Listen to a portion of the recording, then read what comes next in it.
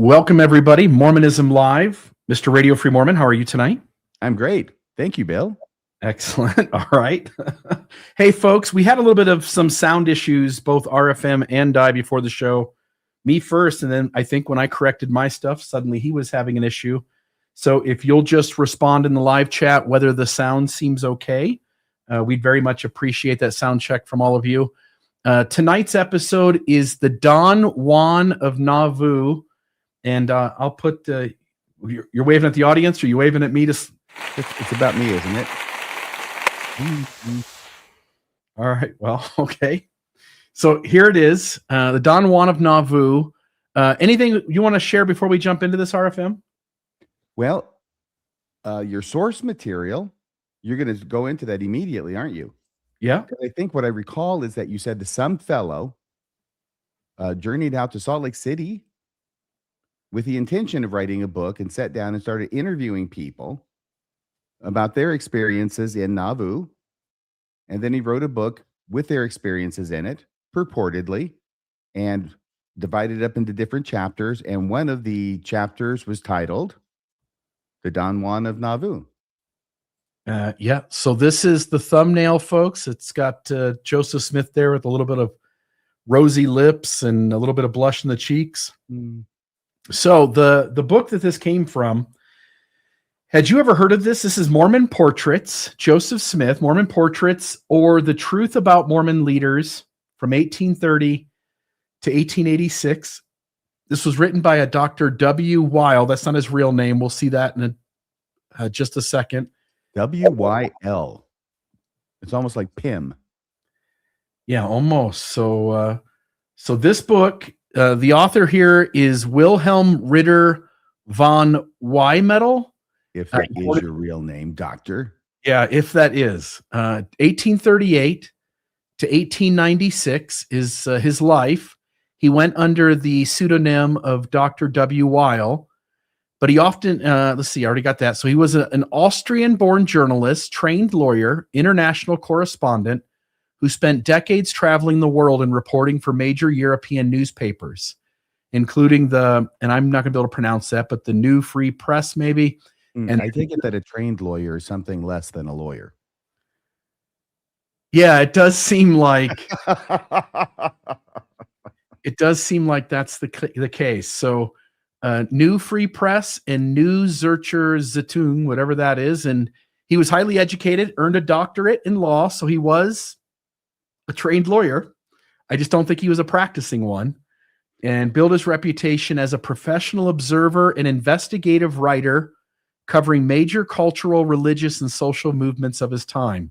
His work included eyewitness reporting, travel writing, and detailed investigative studies based on documents and interviews, which helped establish him as a serious journalist rather than just a casual commentator. Those publications are in German, which I understand they speak in Austria, or at least a similar language to it. Neue Freie Presse. Could you hazard a guess as to what that is in English, Bill? It's almost what we would say. The New Free Press. Yes. We get a lot of our words from German. And then the Neue Zürcher, I'm not sure what Zürcher is, but the Zeitung is the newspaper at the end. And the Neue, once again, is the new. So out there, Tim Rathbone or any other people who know German, tell us what Zürcher is. Yeah, I know Dan's familiar with this book, and I did have a brief conversation with him as I was preparing this episode. In the early 1880s, actually 1885, I believe, Wymetal travels to North America specifically to investigate Mormonism firsthand. While in the United States, he interviewed individuals who personally knew Joseph Smith and who knew early church leaders, compiling their statements into his influential 1886 books. And I think there's sort of two books in one here: Joseph Smith the Prophet, His Family and His Friends, and Mormon Portraits. And these works were based on interviews, firsthand accounts, documentary research, and were published in Salt Lake City itself, meaning he was operating at the center of Mormon historical memory. His goal was to produce a fact-based investigation using direct testimony from insiders, defectors, and witnesses, making his work especially valuable as an independent outsider journalist, documenting firsthand recollections while many original participants were still alive. Mm-hmm. And, I'm going to ask, if you don't mind, will you read this? This is him explaining to the public at the beginning of the book what he's trying to accomplish. And we won't, it sort of ends there on the right in that last paragraph where it's titled "The Witnesses." And we'll read on a different slide now. Yeah, I'm so sorry, RFM. So Okay. this one here. And so if you'll read this, if you'll just notice though, on the right-hand side, the second half of that, it starts off with the witnesses. And I want you to read that. It won't read all of it because it comes to an end abruptly and I didn't want to read the next page, but there is some interesting things said in that paragraph that I think the audience will connect to in terms of relating to post-Mormons today with post-Mormons in 1886. But this is him explaining what he's about to get into. All right. Now, the letter to the public. Yep, correct. Okay. And from the beginning, yes. You just stop me when you want to, okay? Yeah, you go ahead. Zurcher, I looked it up. Do you know, you've heard of Zurich, right? Switzerland? Yep. A Zurcher is a person from there. So that's what it is. Letter to the public. I do not wish to insult anybody in this book, or to hurt anybody's feelings.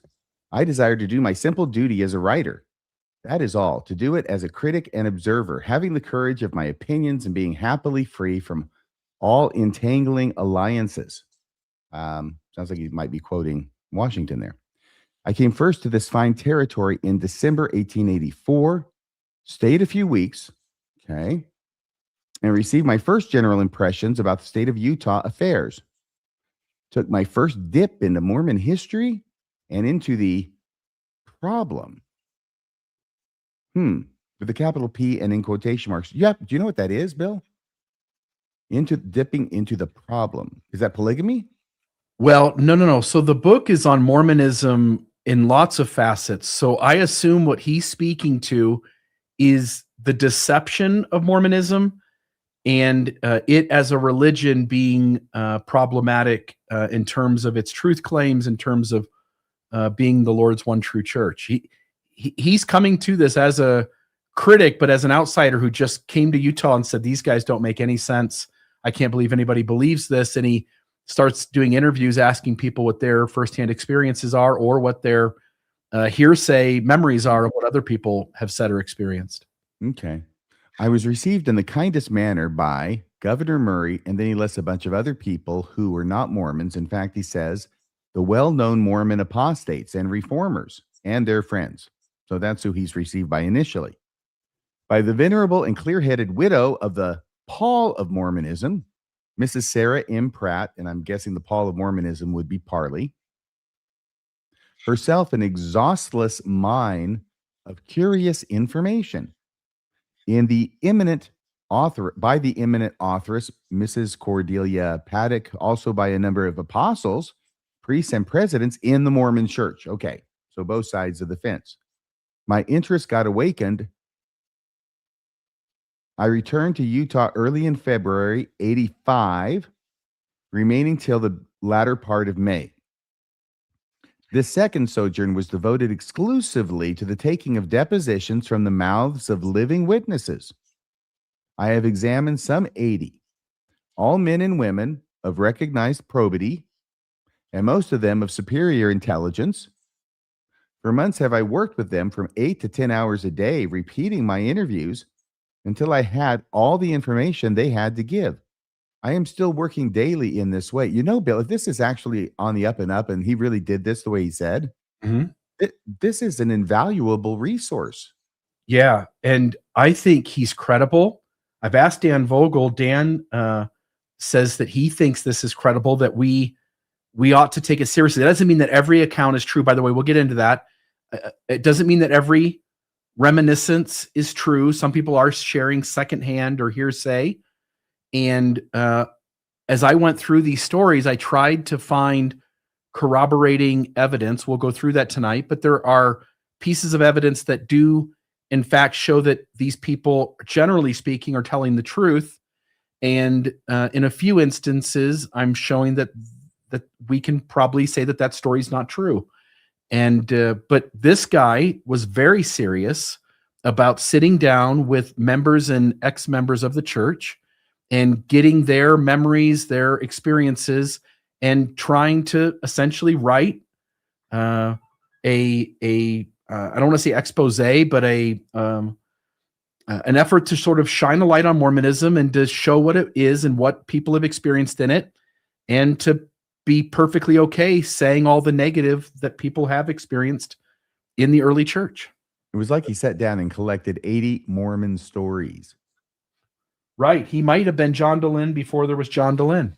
Mm-hmm. Okay, I'll continue. I have made studies in Rome, Naples, and Sicily, in France and England. I'm kind of a big deal. Have published some books about Italy and about the Passion Play in Obergamarum. But never have I felt so interested in all my life as now in the history and workings of Mormonism. He got the bug, I guess. What is the secret charm of this study? I don't know. It may be the fact that the study of a strikingly peculiar religious sect affords more insight into human nature than any other investigation. I think he's got something there. It may be that the analysis of a modern theocracy calls back so vividly the forms, workings, and general history, more or less dark, of older theocracies, as that of the Jews, the Mohammedans, and the Jesuits.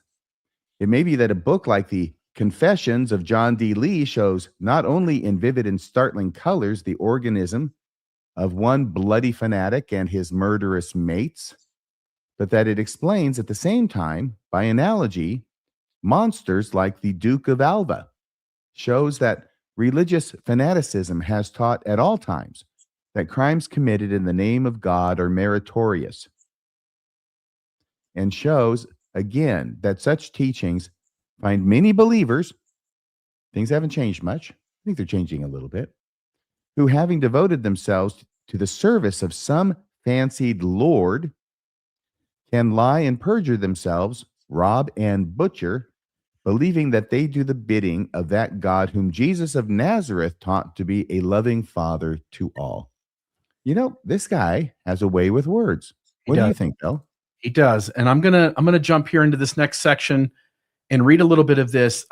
When I read this last part, so he's now explained how he got to be in Utah and what he's trying to go about doing.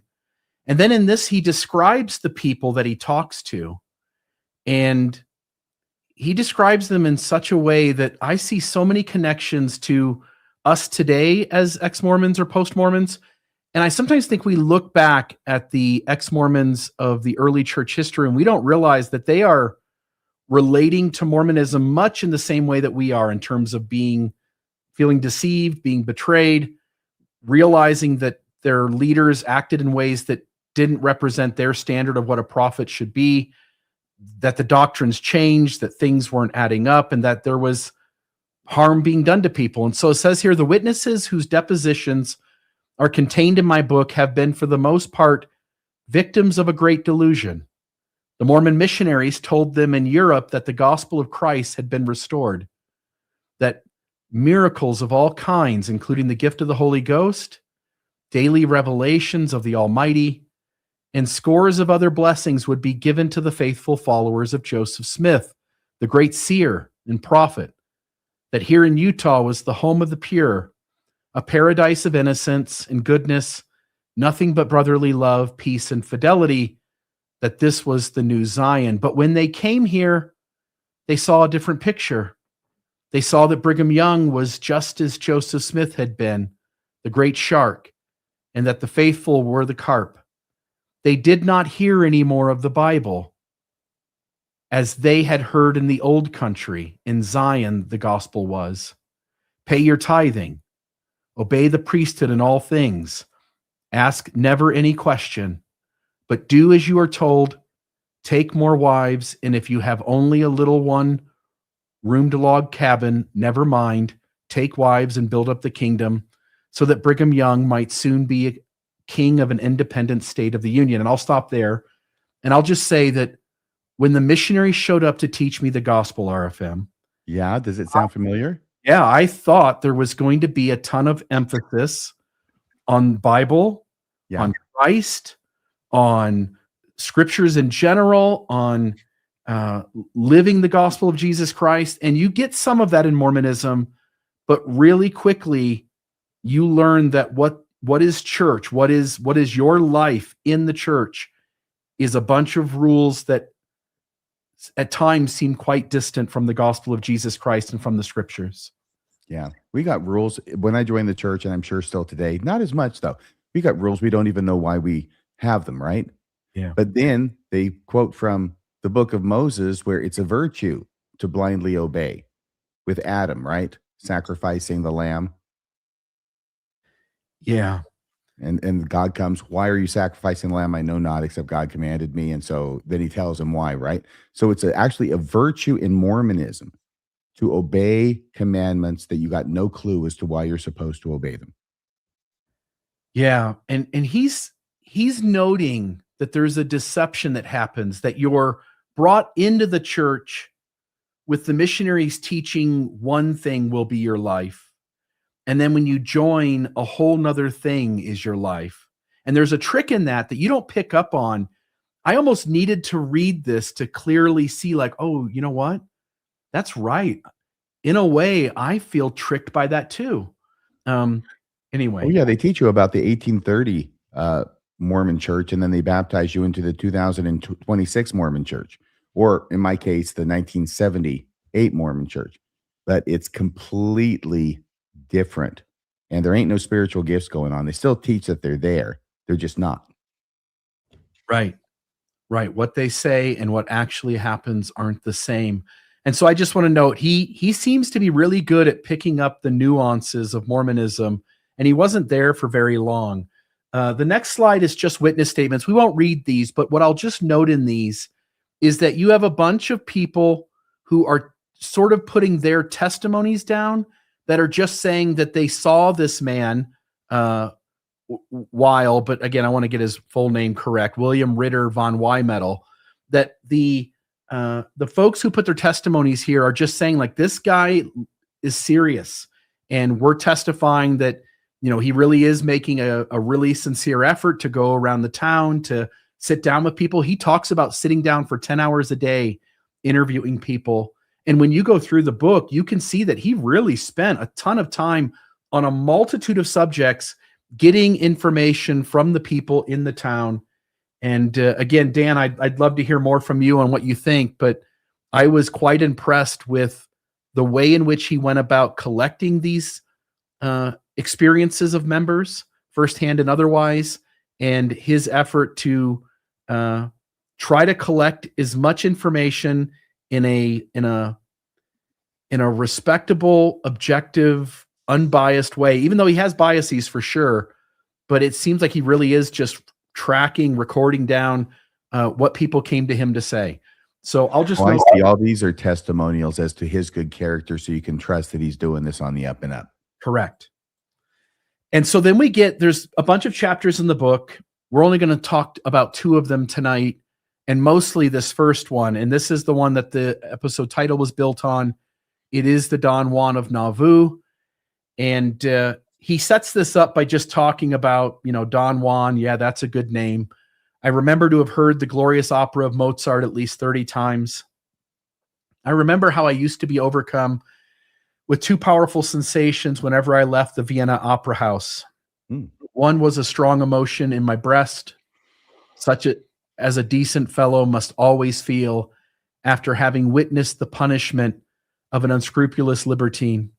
And second, any amount of smell of burnt gunpowder in my nostrils, proceeding from the fireworks, which represented pretty well a middle-sized, old-fashioned fire and brimstone, hell to burn the great sinner in.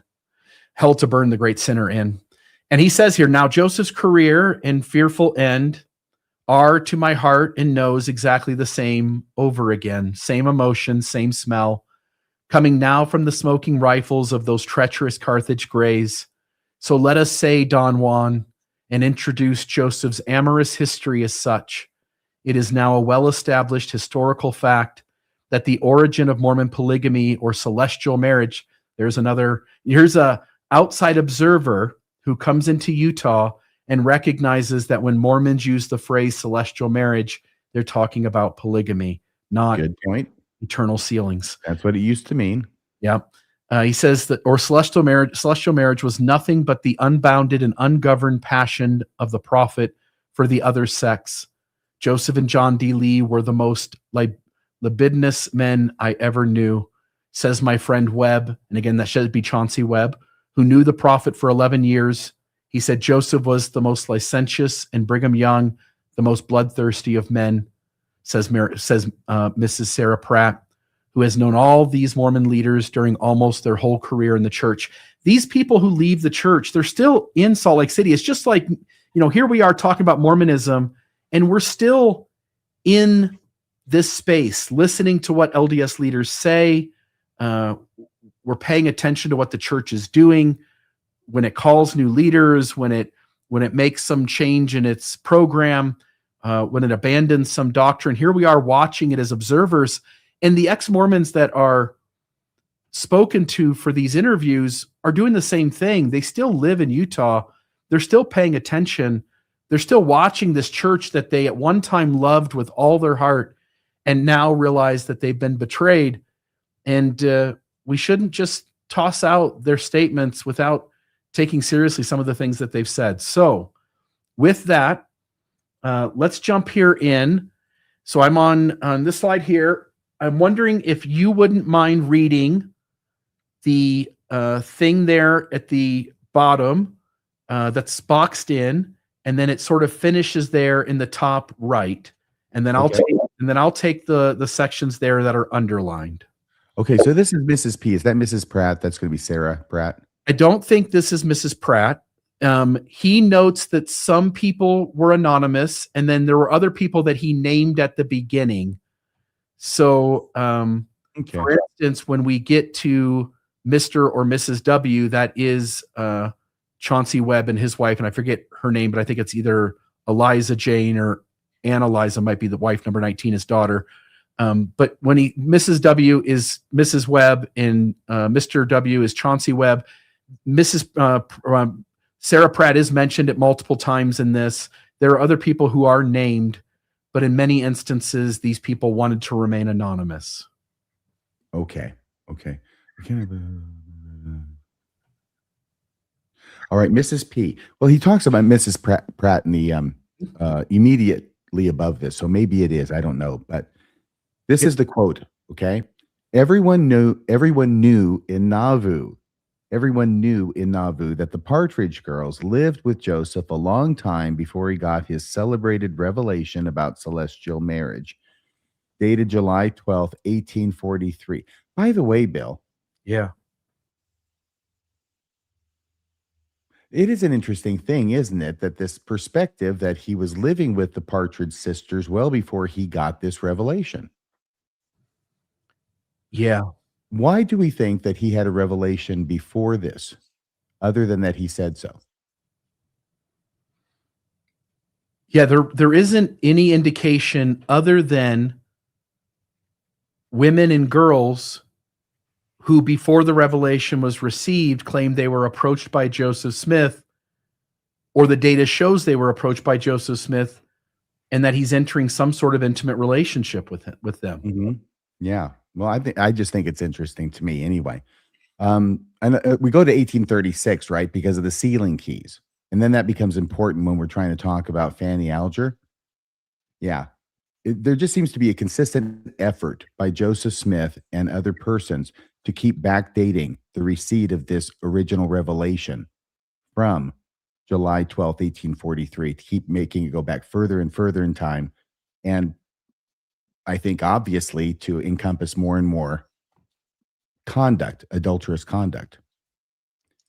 Okay, the Partridge Girls were very good-natured, says Mrs. P. After Joseph's death, one was sealed to Brigham and the other to Apostle Amasa Lyman. Joseph's taste was of very large dimensions. He loved them old and young, pretty and homely. He sometimes seduced mothers to keep them quiet about his connection with their daughters. there was an old woman called Durfee. She knew a good deal about the prophet's amorous adventures, and to keep her quiet, he admitted her to the secret blessings of celestial bliss. I didn't think that she was ever sealed to him. I don't think she was ever sealed to him, though it may have been the case after Joseph's death, when the temple was finished. At all events, she boasted here in Salt Lake of having been one of Joseph's wives. Heber C. Kimball and Brigham Young took the lion's share of the division of Joseph's wives after his death. Joseph had a number of lady friends, sealed or not sealed, who permitted him to use their houses as a kind of assignation houses for rendezvous with other women. Why does Brigham Young need to get married? Why does Heber C. Kimball need to get married to Joseph's wives after he's passed away? I don't know. Is it, and I'm asking this question legitimately, is it for the same reason? I mean, didn't Solomon marry all of David's wives, or, those kinds of things that happen? Is that true? Or is it when you conquer a king, you marry all their wives? But I think it's power.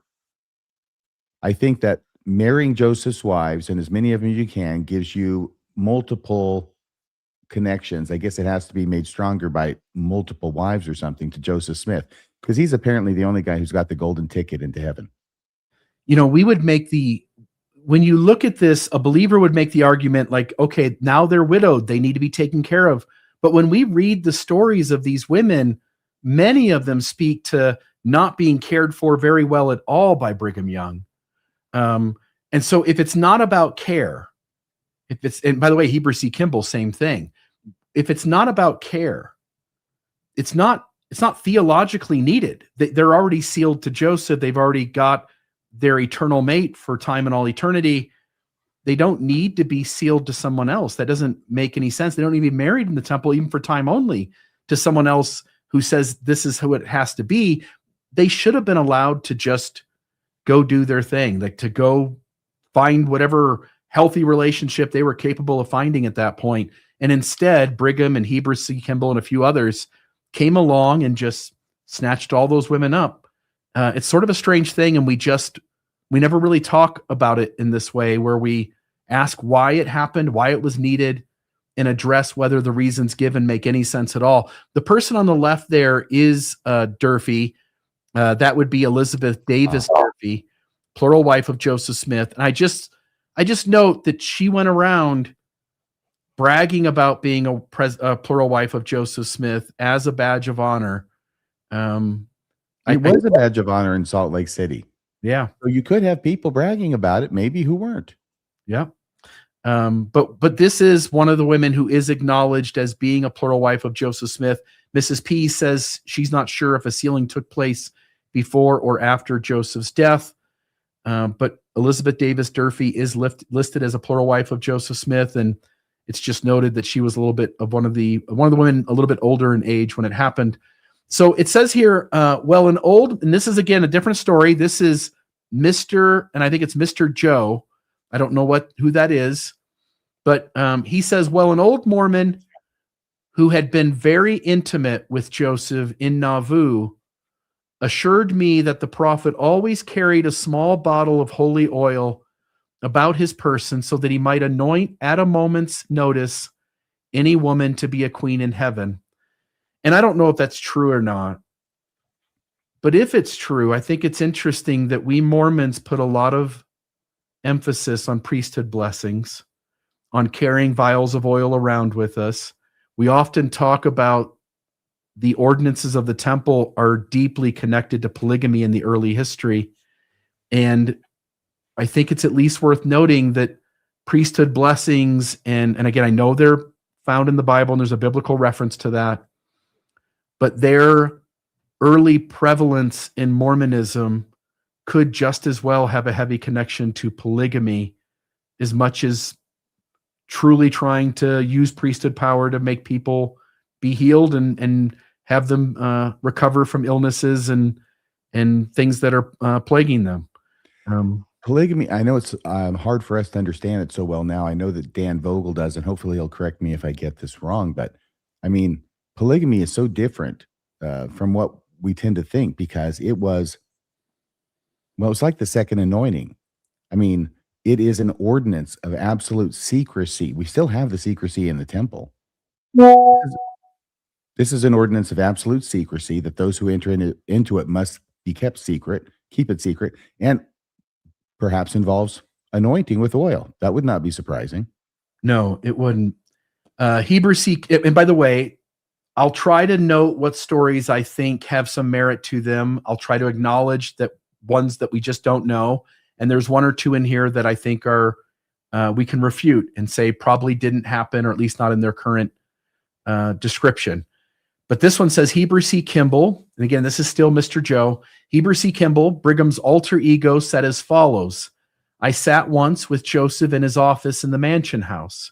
He looked out of the window and saw weeding in a garden a young married woman whom we both knew. He told me to go to her and request her to come to him, and he would have her sealed to him this very moment. I went and told the woman to come to Brother Joseph. She ran to the house to comb her hair and fix up generally, then followed me to the prophet. I performed the sealing ceremony and retired. So this person's claiming that they were there and performed the, I'm sorry, they're saying that Heber C. Kimball had said that had happened. I don't know if it did. I know that Joseph Smith had intimate relationships with a lot of women, that there are direct evidence of him manipulating people like Lucy Walker.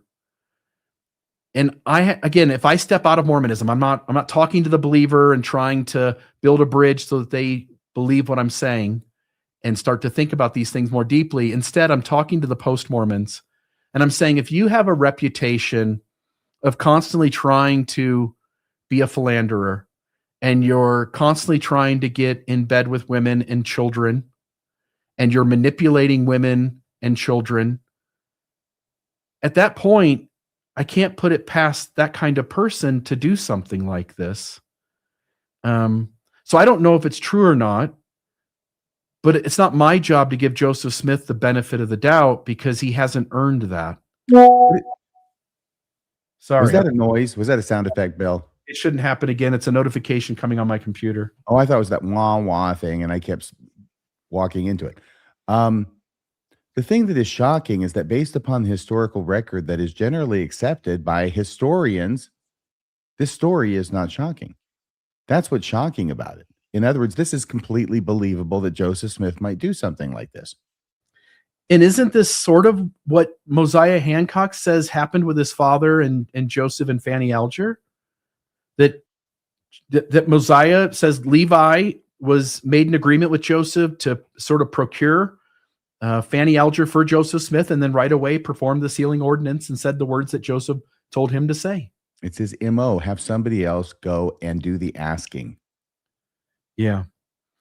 Mr. JWC says Joseph knew himself well.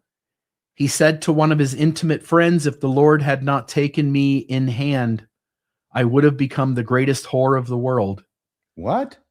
And to another friend, he said, whenever I see a pretty face, I have to pray for grace.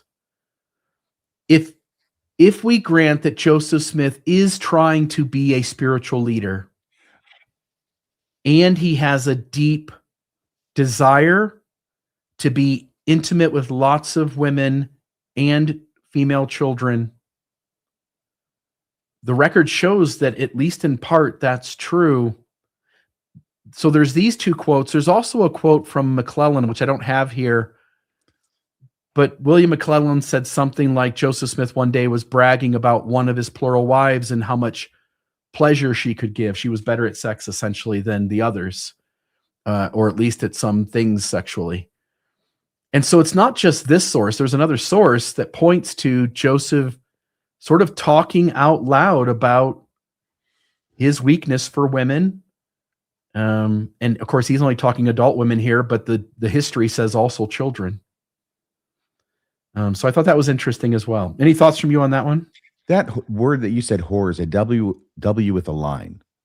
Yeah, it's a W with a line, but I'm almost certain that what that word is supposed to be is whore. It's obviously a bad word. What Yeah. bad words do you know that start with W that would fit in this sentence? Because womanizer is not a bad word, but that would fit better to me. Yeah. Yeah. Okay. Yeah. It's a W with a line, and that was common in, older publications in order to avoid saying things that you weren't supposed to say. Right. If the Lord had not taken me in hand, I would have become the greatest, and I think it's whore, of the world. Okay, so there's that. Then this last one here, Mrs. White, very pretty and always very fashionably dressed. She was in the habit of being very hospitable to the captains of the steamboats. Mrs. White, we'll hear a story later on that involves her, but she has something to do with the ferry boat there in Nauvoo, and she ran a whorehouse, essentially. A W house. Yeah, a W line house. And again, two witnesses in these accounts say that Joseph Smith visited this establishment and helped pay for the expenses of the establishment. It says here, I'll just say, Mrs. White, very pretty and always very fashionably dressed. She was in the habit of being very hospitable to the captains of the steamboats. And remember, Joseph, at least for a time, was the captain of the steamboat there, and eventually he let other members take that over, but he did that. Joseph, The Maid of Iowa. Yep, the Maid of Iowa, yep. Joseph was one of her customers and used to contribute to the expenses of her establishment. So there's that. By the way, there is a vintage vial. This would have been similar to what Mormons would have carried around. The back. oil. Yep. Well, that's what I always did with my vial of anointed holy oil, was I would anoint women as queens of heaven. Yeah. You have to do something to get them to sleep with you, and telling them that they are secured salvation in the life hereafter seems to work pretty well. They love that. They do. Will you read this one here on the left, and then I'll take these little ones on the right? Okay. Here we go. I was servant in the house of a Mr. Ford, a merchant who had a store in Nauvoo. He was wont to go by steamer to St. Louis to make purchases. Whenever Mr. Ford was absent from his house, the prophet used to call on Mrs. Ford. He would come, chat with her a while, and then they would retire to the ladies' chamber. For a while, I saw nothing in this, being a very young, innocent girl and very strong in the faith. But some way or other, suspicion arose in my mind. So when Joseph called again, Mr. Ford had gone to St. Louis the day before. I could not master my curiosity anymore. I followed the pair stealthily, and putting my eye to the keyhole, I saw long line. So in other words, it's like a blank. I saw fill in the blank. Here, the poor woman gave me a description of a scene which was surely calculated to shake even the most fanatic faith. But this is not all. She said, whenever Mr. Ford came home from St. Louis, he used to complain about business. I cannot understand it, he used to say. When I am here, money comes in all the time. And when I am away, not a red cent gets into the house. Now, the explanation is very simple. Whenever Joseph had prayed with Mrs. Ford, she used to give him all the money in the till, to the last cent. Since that time, I do ask myself sometimes whether Joseph was really the right kind of a prophet. Yeah, and again, she claims that she was there. She's the one who walked in on this stuff, or looked in the keyhole and saw it. Is that true? Is it not? I don't know. But some of these accounts, and we'll see one here on this next side, some of these accounts, I think there's enough corroborative data to say that the thing did happen. So Mrs. D says a Mrs. Granger proved a very reliable and useful friend to the prophet. He was once at her house in bed and not alone. The bed had old-fashioned curtains. All at once, Sister Emma, the prophet's wife, came in and said excitedly to Mr. Granger, is Brother Joseph here? By the way, I'll say to the story you just read, RFM, I didn't put up a bunch of these, but it reminded me of all these moments where Joseph, when I was joining the church and reading the early history, I was reading things in the B.H. Roberts history of the church and the what do they call the other one? Manuscript history of the church, with the day-to-day things. And you would see all of these moments where someone runs into Joseph Smith and says, "You owe me money." Mm-hmm. And Smith and Joseph, on a multitude of occasions, like goes to someone's house, gets the money really quickly from someone, and then comes back and pays the person off. Yes. Joseph seemed to always be accumulating debts and robbing Peter to pay Paul to take care of that. Mm-hmm. So I heard you read, when you're reading the story about the young person working in the store, and Smith is upstairs sleeping with the wife while the husband's away, but he's also getting money from Mrs. Ford. There's a part of that story that reminds me of all these moments where Joseph seems to be able to get money quickly, but not his money. He gets it from all kinds of people in all kinds of places, and is constantly having to pay off debts that he's also constantly making. Yes. Passing observation. Don't know if this is intentional or just a coincidence, but in that one on the left that I read, it casts, this is the Merry Wives of Windsor. The two wives, one of them is a Mrs. Ford. And it casts Joseph Smith, not as Don Juan there, but as Falstaff, who's visiting them, of course. Well, he's doing his best to have his way with them, but ultimately their virtue remains intact and they are faithful to their husband, and he is discomfited. Yeah. So, but in this instance, that's not quite how it ends.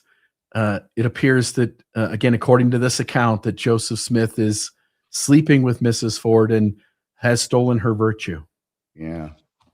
Well, okay. So that other one, I do love how Mrs. D puts that when she says, he was once, this is Joseph Smith, he was once at her house in bed and not alone. Yeah.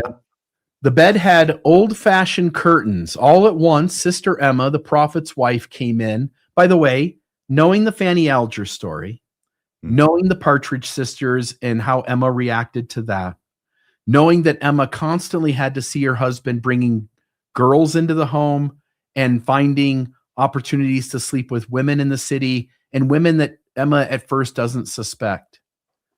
It does make sense that Emma would sort of be walking behind Joseph Smith, trying to check in on him all the time, trying to figure out whether in this day he's whether he's practicing fidelity or not. So it says here, the bed had old-fashioned curtains. All at once, Sister Emma, the prophet's wife, came in and said excitedly to Mrs. Granger, "Is Brother Joseph here?" And of course, he was there. He was on the bed behind the curtain. "No," said Mrs. Granger. "He had just been in, but went out again, getting Sister Emma out of the house as hurriedly as possible. Joseph used to tell his intimate friends how dreadfully he had felt in that bed, expecting every moment that his wife might look behind the curtains. Mrs. J, Eliza Partridge, one of the many girls sealed to the prophet, used to sew in Emma's room. Once, while Joseph was absent, Emma got to fighting with Eliza and threw her down the stairs. That finished my sewing there," Eliza used to say. And then this last one, Joseph kept, and we read this the other day. This again is Chauncey Webb. Joseph kept 8 girls in his house, calling them his daughters. Emma threatened that she would leave the house, and Joseph told her, "All right, you can go." She went, but when Joseph reflected that such a scandal would hurt his prophetic dignity, he followed his wife and brought her back, but the 8 daughters had to leave the house. And I'll just note, the thing there on the very far right, this is where we get the Lucy Walker account from. I don't remember the name of this book, but it's a bunch of memoirs in it. And one of them is Lucy Walker Kimball, who records her own experience, her own reminiscences about her life. And she says, I've got it underlined there, it's really small, but she says, the prophet and his wife introduced us, that's her and her sister, they introduced us as their sons and daughters, because they also had 2 other kids that were boys from the Walker family. And so the prophet and his wife introduced Lucy Walker and her siblings as their sons and daughters. And so when we hear Chauncey Webb say that Joseph Smith kept 8 girls in the house, there shouldn't be anything about that we would automatically want to strike down as untrue, because we know of a whole host of girls that have lived in that home, many at the same time. And I've only learned just in the last few weeks doing the Fanny Alger episodes, some of those names that I hadn't even known before. And so there are more of them than I thought there were.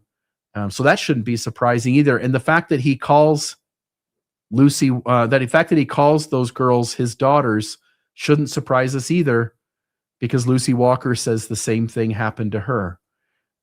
So I just note that. And there's a couple of things here.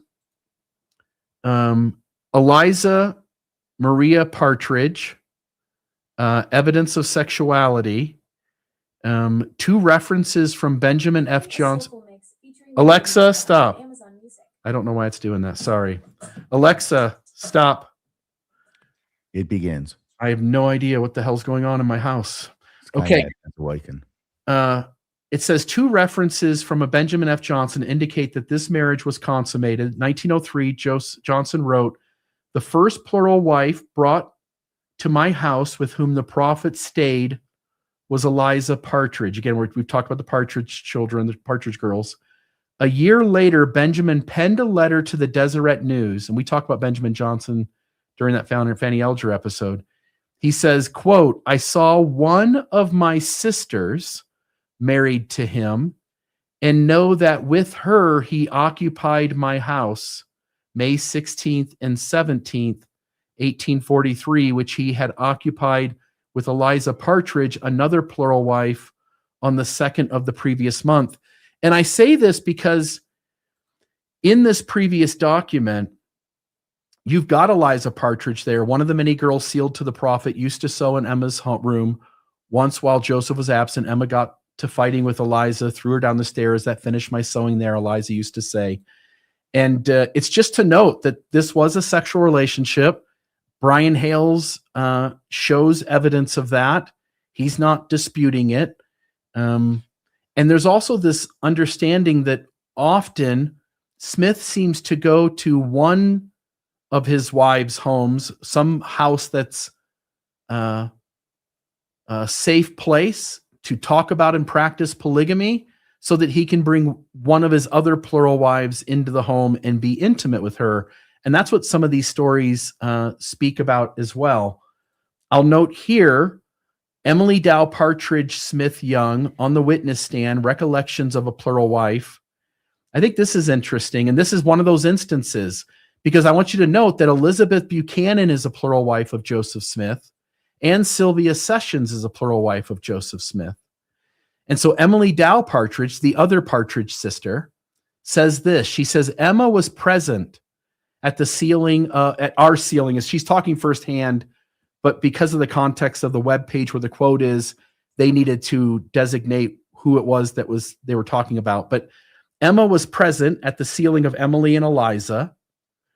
She gave her free and full consent. She had always, up to this time, been very kind to me and my sister Eliza, who was also married to the prophet Joseph Smith with Emma's consent. But ever after she was our enemy. And in other words, in the previous page, we talk about this story where the Partridge sisters are living in the Smith home. I think it's Emily, Eliza. Sorry, Eliza Partridge is doing this sewing for Emma. Joseph is absent. Emma gets to fighting with Eliza and throws her down the stairs. And Eliza says, "That finished my sewing there." And I'm just pointing out that when we look at this account, we get at least some backing of this, of the Partridge sisters living there, and that Emma becoming their enemy. So it says, "But ever after she was our enemy, she used every means in her power to injure us in the eyes of her husband and before strangers. And in consequence of her abuse, we were obliged to leave the city to gratify her. but things were overruled otherwise, and we remained in Nauvoo. My sister Eliza found a home with the family of brother Joseph Coolidge, and I went to live with Sister Sylvia Lyons. So brother Joseph Coolidge is married to Elizabeth Buchanan Coolidge, who's a plural wife of Joseph Smith. And Sister Sylvia Lyons, Sylvia Sessions, is also a plural wife of Joseph Smith. And so when the Partridge sisters are kicked out of the Smith home by Emma, Joseph places those girls in the homes of other plural wives of his, which are obviously going to create a safe space where he can show up and continue to be intimate with the Partridge sisters. He doesn't want them to leave the town. And he doesn't want them to live together either. For whatever reason. Again, remember the Partridge sisters didn't even know that each other was sealed to Joseph Smith, that he had kept it secret from each of them about the other. And so there's and from Emma. At first. So there's some degree of him trying to keep them distant from talking to the other about these things. If there's anybody out there who doesn't know, and that sounds like it didn't make sense, Joseph Smith married each of them individually, the two Partridge sisters, Laura and Tracy, before he asked Emma if he could marry somebody, and she finally says okay, and he gives it to her to pick. And she says, okay, well, you can marry these two sisters. And Joseph knows he's already married them, and they both know they're already married to Joseph. But they go through with it anyway as a charade to satisfy Emma and keep her in the dark that they'd already been married. That's the story, right, Bill? Yeah, and he doesn't tell Eliza about Emily, and he doesn't tell Emily about Eliza. And as you point out, Emma's on the outside of the whole thing. And then when they get kicked out of the home, for him to split them up and place them individually in the homes of other plural wives of his, again, if you stop giving him the benefit of the doubt, that just seems on every level, at every turn, the unhealthiest of things that a man can do in order to continue to secure opportunity to be intimate with these children. And then again, they're young adults, 19 and 21, I think. But in all regards, still children. Oh, read the last sentence. My sister, she was a good woman and one of the Lord's chosen few. Again, a plural wife of Joseph Smith. But even her, she doesn't seem, because she mentions brother Joseph Coolidge, she mentions Sylvia Lyons, Sylvia Sessions, and notes that she's a plural wife of Joseph Smith. But instead of giving the other plural wife's name, she mentions Joseph Coolidge as if she doesn't even know that Elizabeth Buchanan is also a plural wife of Joseph Smith. Mm-hmm. And she may not, and she may have found out from Sylvia Lyons after she was living with her. Yeah. So anyway, that I think that at least needs to be noted and give some collaborative evidence to the story shared about what Emma did. Whether Emma threw her down the stairs or not, I don't know. There are multiple accounts, whether it's Eliza Roxy Snow, things going on with Fanny Alger, and then here with the one Partridge sister, where we get some sense of Emma being angry. I think also Eliza was rumored to be thrown down the stairs at some point too. Yeah, Emma was throwing people down the stairs like hell wasn't having any. You just had to be careful, damn careful every time you went down the stairs in that house. Yep. And so I'll just show the Buchanan thing here. This is a deed, by the way, just to go back to the evidence that deed given to single women in Nauvoo, which almost entirely signified that being a plural wife of Joseph Smith. We get from the University of Virginia, their Mormon Studies Department. I did not see this on the Wikipedia page of Joseph's wives. I didn't see anything in Brian Hale's data, but they at least note it here. Joseph W. Coolidge and Elizabeth Buchanan were married civilly in 1834 in Illinois, not far from where Nauvoo would be built 5 years later. It is unknown when exactly Joseph and Elizabeth's marriage became polygamous. In August 1870, Coolidge stated Joseph Smith had sealed more than one wife to him. He did not specify the women's names or the dates of these sealings. Scholars argue they would have been first wife Elizabeth and her younger sister, Mary Ann Buchanan. In January of 1846, Elizabeth Jane Tuttle and Rebecca Atwood were sealed to Coolidge in the newly completed Nauvoo Temple, followed a month later by Rosilla M. Carter. And it's just a note that there is evidence that, again, Elizabeth Buchanan is a plural wife of Joseph Smith. And two, this idea, like, you let me get a woman that you're going to have to help me with, and I'll help you get a woman in a short time later after you get me taken care of. These arrangements come up a bit in Mormonism. Sorry. These instances come up a bit more. Is that Angry Alice? I think you have Rebecca's dog over there. Hopefully she'll open the door here and let him out. Okay. All right. So there's that. Let's move on to the next one here. And then this is a deed to Lydia Dibble Granger. Again, remember we mentioned the Granger lady earlier. Let me go back to that just to. Oh, yeah. I think I do remember Granger. I'm going to go back here. Like Stuart Granger.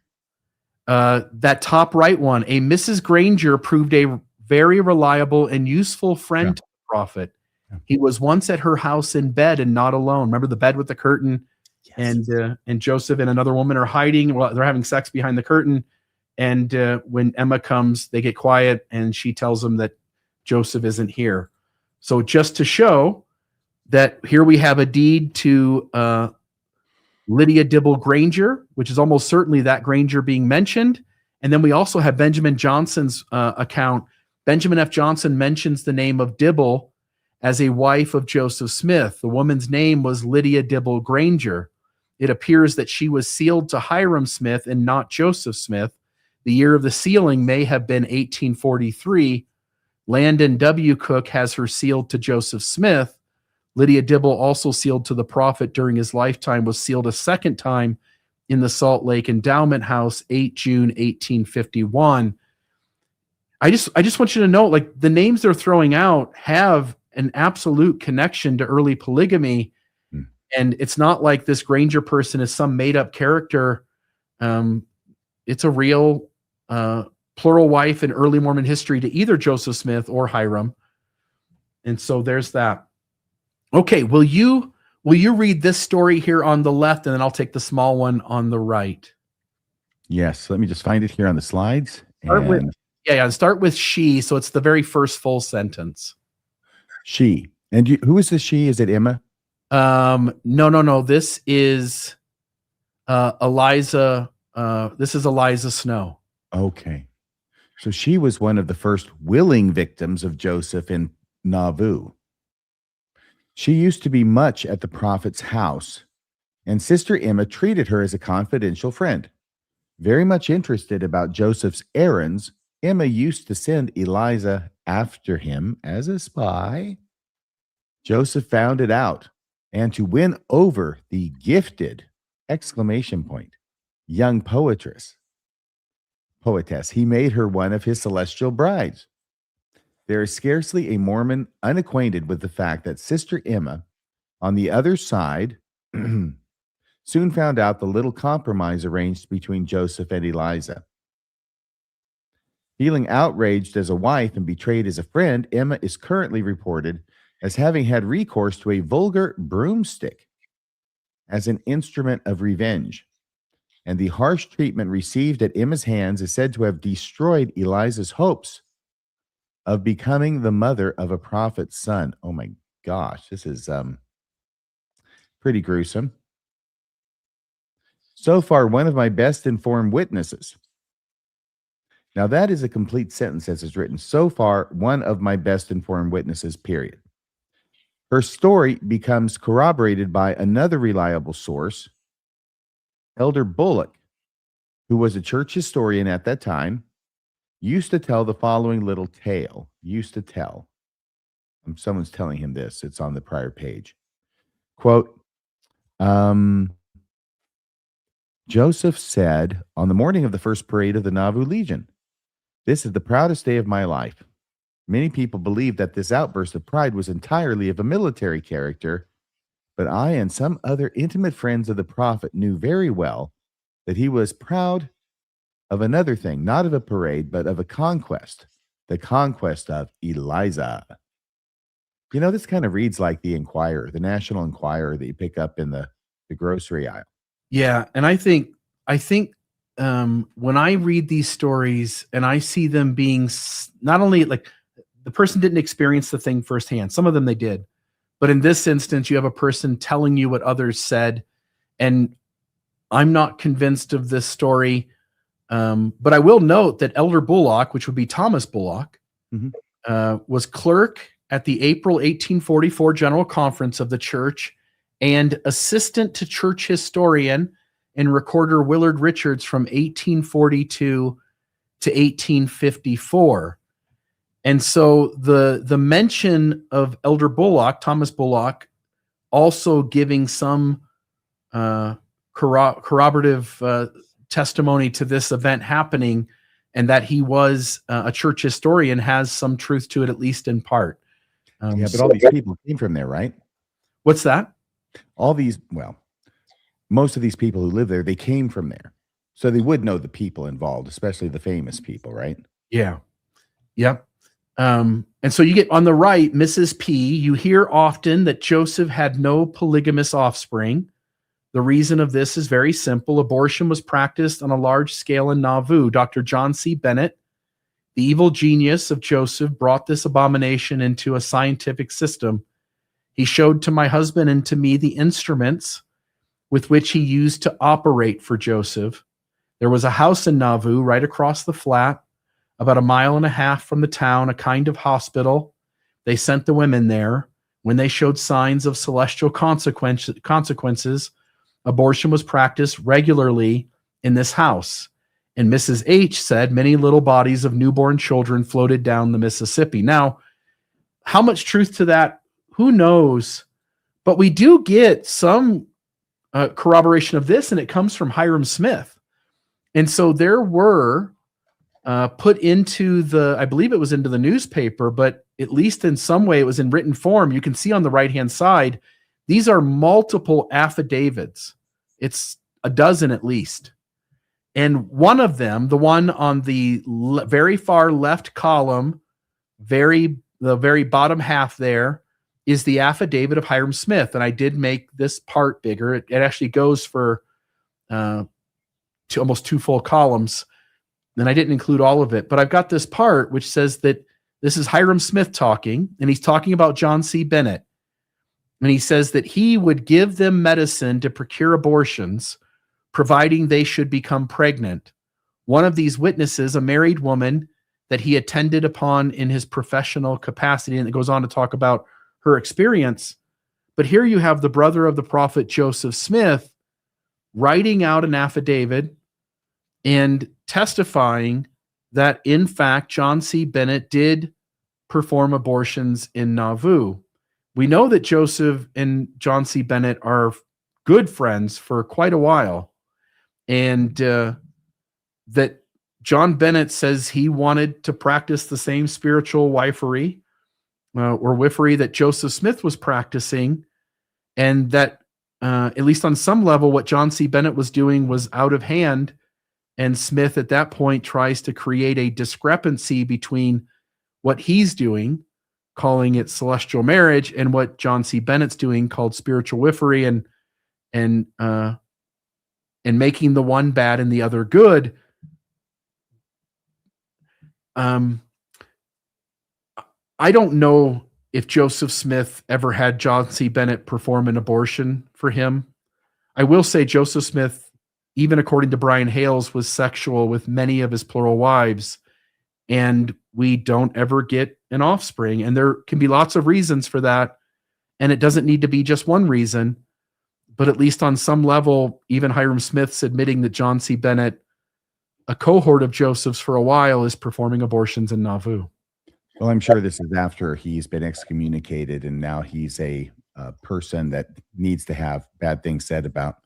He left in May 11th. He was excommunicated, John C. Bennett, May 11th, 1842. I looked it up while you were talking. That's 2 years before Joseph is dead. Joseph is up and running for 2 years, and I know that, uh, more people than just one can perform abortions, okay? And yet, I think it was a little it's always John C. Bennett, right? In these affidavits. He's the guy who knows how. He was a doctor, whatever that meant at the end of the day. You could be called a doctor without having gone to medical school. So he's the doctor, right? So he performs the abortions, and that takes care of the children who are being um, impregnated in celestial wives prior to May 11th, 1842, and he's excommunicated. But what's happening for the next 2 years? And who's performing the abortions then? And if nobody's performing them, why are there no apparent children that can be traced to Joseph Smith yet? That's Yeah, my question. right. And people pose lots of solutions to that you can sort of try. Again, Joseph has plenty of opportunities and he's taking advantage of them with lots of women. He can, along with that woman, be very selective about what time of the month he is intimate with them. We do know that while a much more primitive form of it, that prophylactics existed back then. And so there can be lots of reasons for why that is. But even the church's expert on this issue, Brian Hales, agrees that many of these relationships were in fact sexual. Okay. So there's a couple more accounts of these abortions. Will you take that one on the left, and then I'll grab the small one there on the right? Yes, I'll be happy to. I have told you, this is a quote. I have told you that the prophet Joseph used to frequent houses of ill fame. Mrs. White, a very pretty and attractive woman. That was her same description before, right? Yep. Wait a second. Is this the same story? This is the same story, But then it continues. but this, I think, is being told. I'll go double check while you're reading it, but I think this is being told by another person now. Okay. Because it goes on to say, Mrs. White, a very pretty and attractive woman, once confessed to me that she made a business of it to be hospitable to the captains of the Mississippi steamboats. She told me that Joseph had made her acquaintance very soon after his arrival in Nauvoo, and that he had visited her dozens of times. Yeah, I thought it was kind of a swamp when Joseph got there, and it was commerce, but not sure. My husband, Orson Pratt. Okay, so this is obviously supposed to be Sarah. My husband could not be induced to believe such things of his prophet. Seeing his obstinate incredulity, Mrs. White proposed to Mr. Pratt and myself. So she's saying to Orson and Sarah to put us in a position where we could observe what was going on between herself and Joseph the prophet.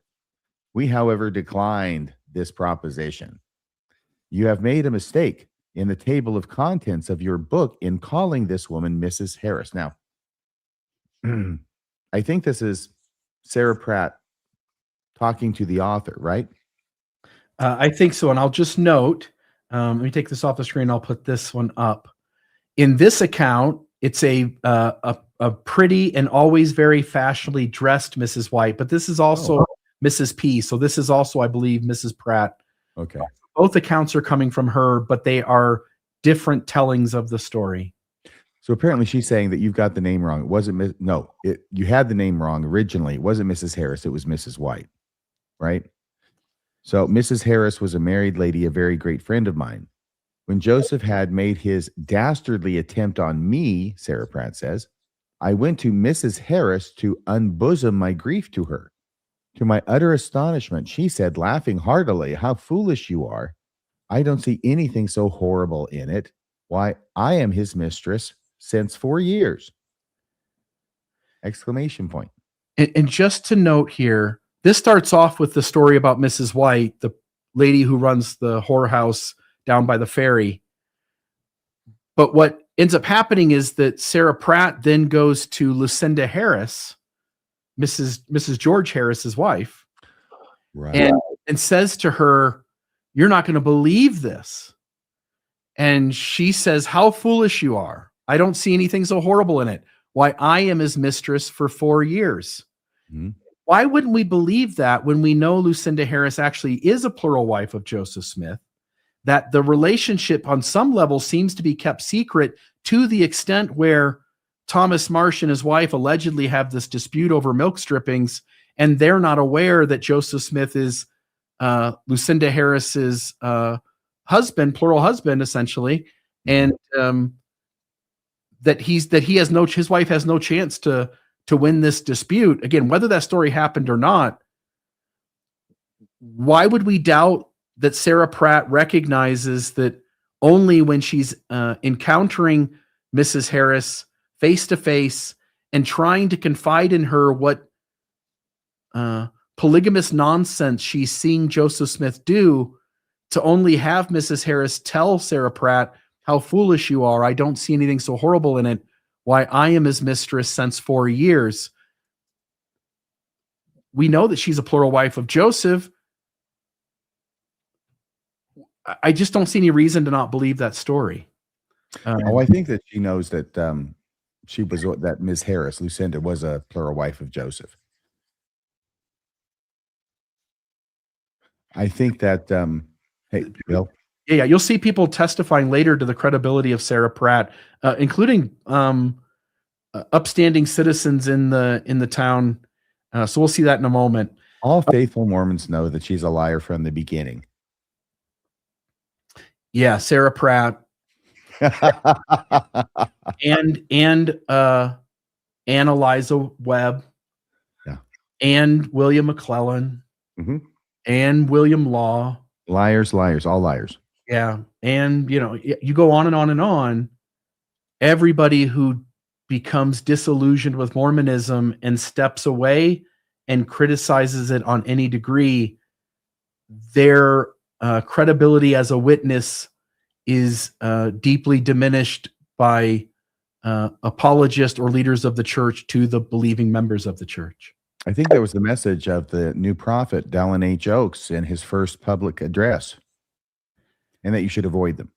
Yeah, that's the game that the church has always played. But let's ask ourselves, if we go back through all the history, has the critic been right over and over and over again about the crazy things that have happened in Mormonism? Or has it been this nice, clean, sanitized story that the believers would like to hold on to? And again, the church has had to concede so much ground, acknowledging Joseph lied to Emma, acknowledging Joseph had relationships with children, acknowledging that polygamy went underground and that it didn't actually end in 1890. Again, every turn, acknowledging that the race ban was just a disavowed theory instead of a doctrine. Every step along the way, the church has had to go, these stories, more times than not, turn out to be true enough that we have to change our history and our theology. Maybe we don't have to give the benefit of the doubt to the church when they try to portray these stories as not true. Maybe we should require enough evidence to say these stories are not true. And in this instance, we have enough background to know that Lucinda Harris was, in fact, a plural wife of Joseph. In this bottom story here, you get Bennett wanted me to return to him a book. Again, this is still Pratt. So Bennett wanted me to return to him a book I had borrowed from him. It was a so-called doctor book. I had a rapidly growing little family and wanted to inform myself about certain matters in regard to babies, etc. This explains my having borrowed the book. Because I didn't want to perform abortions. I just want to make that clear. Right. And that's what she's trying to say, is like, I had this for a good reason. It says, while giving Bennett his book, I observed that he held something in the left sleeve of his coat. Bennett smiled and said, "Oh, a little job for Joseph. One of his women is in trouble." Saying this, he took the thing out of his left sleeve. It was a pretty long instrument of a kind I'd never seen before. It seemed to be of steel and was crooked on one end. And so I just went looking for old vintage abortion instruments, medical instruments to perform abortions. And this was one of those. And it sort of looks like in what she describes in that paragraph. So again, why do we not believe her? What are the reasons we choose not to believe Sarah Pratt? Because the story sounds so big, so unbelievable.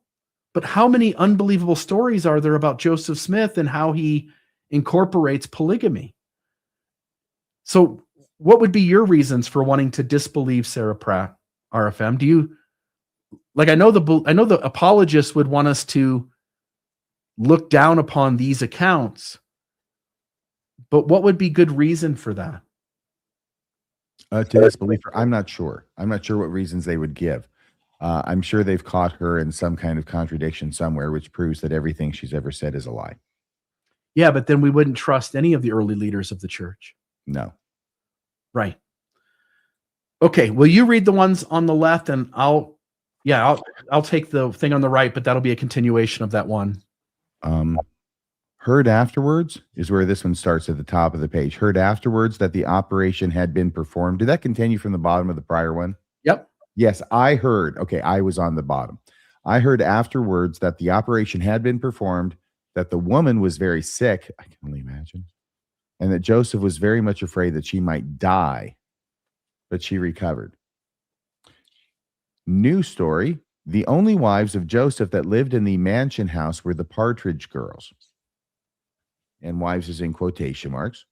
By the way, we know that's not true. Yeah.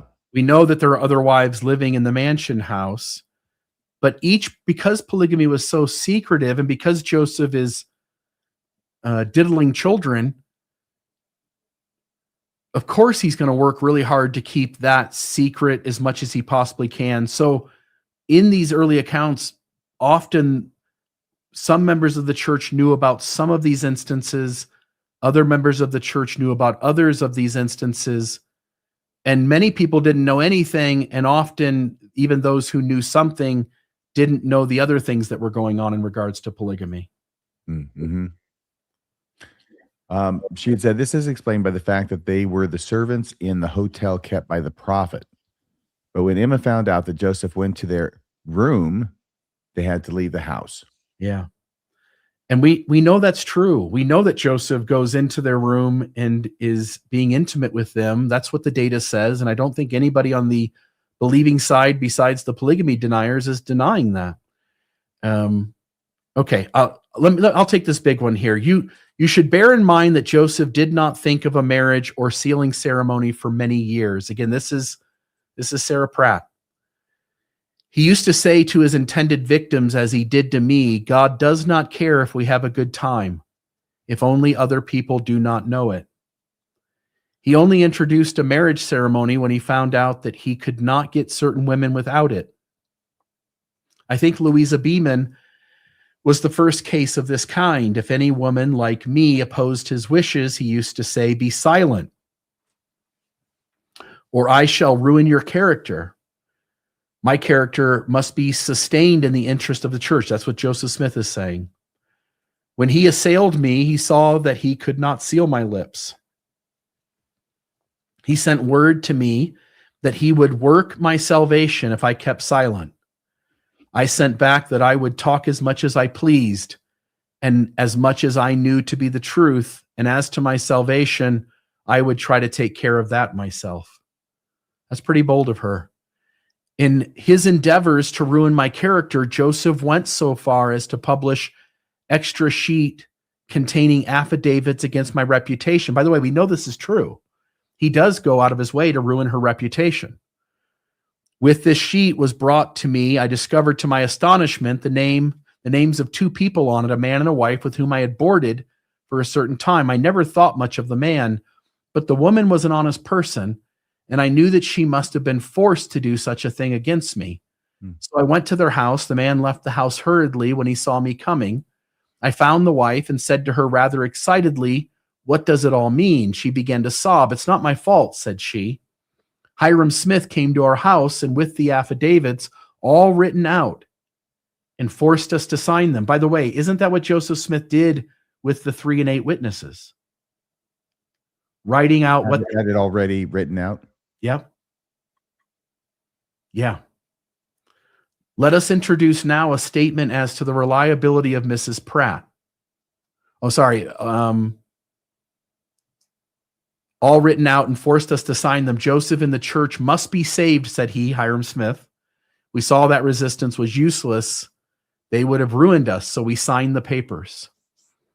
Let us introduce now a statement as to the reliability of Mrs. Pratt. She is well known in Salt Lake City and all over Utah, possessing all the virtues of an excellent wife and mother. But outsiders may wish to know of Mrs. Pratt's standing in this community, and I take pleasure in giving a testimonial.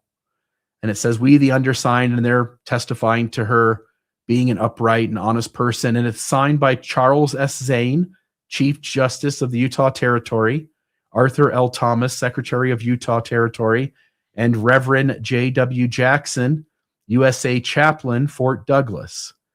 So at least for whatever that's worth, ascribing to her credibility. And I'll just note here again, we mentioned Lucy Harris and the testimony of Sarah Pratt regarding her. This is on Brian Hale's site. He uses this as evidence, and it's the same story that we read earlier. How foolish you are. I don't see anything so horrible in it. Why, I am his mistress since 4 years. At least so on some level, at least, Brian Hales is acknowledging that story has some merit to it, that he puts this in as evidence and doesn't really share much to dispute it.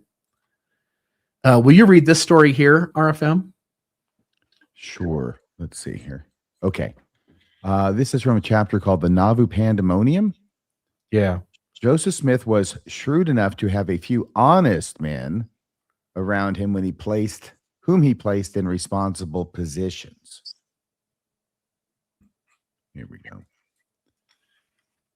Who filled them with fidelity and self-sacrifice, being at the same time in a great measure ignorant of the duplicity and wickedness of the impostor. Oh, none were more I sigh because it sounds overstated. It sounds purple prose, and it probably is. But then I think, is that so different from today? And are there not people in high places in the church who have fidelity and are honest and are just unaware of the imposture that they are laboring under? Okay, none were more faithful or truthful than Elder Richard Rushton, the trusty steward employed by Joseph in the mansion house in Nauvoo. Elder Richard Rushton. Rushton was a good, honest man of fine instincts and had served faithfully for some years, holding that position when the bodies of Joseph and Hiram were brought to Nauvoo, and he received them. It was his duty to lock up every night most of the rooms, especially the pantry, storeroom, larder, etc., and then to give the keys to Sister Emma. She would, on retiring, place the bunch of keys in a large pocket that was nailed on the wall at the head of her bed. About 4 o'clock every morning, Brother Rushton would tap at the bedroom door in order to receive the keys and open the hotel. Emma, on hearing the raps, would say, "Come in, Brother Rushton," and would hand him the keys from the pocket and give such orders as were needed.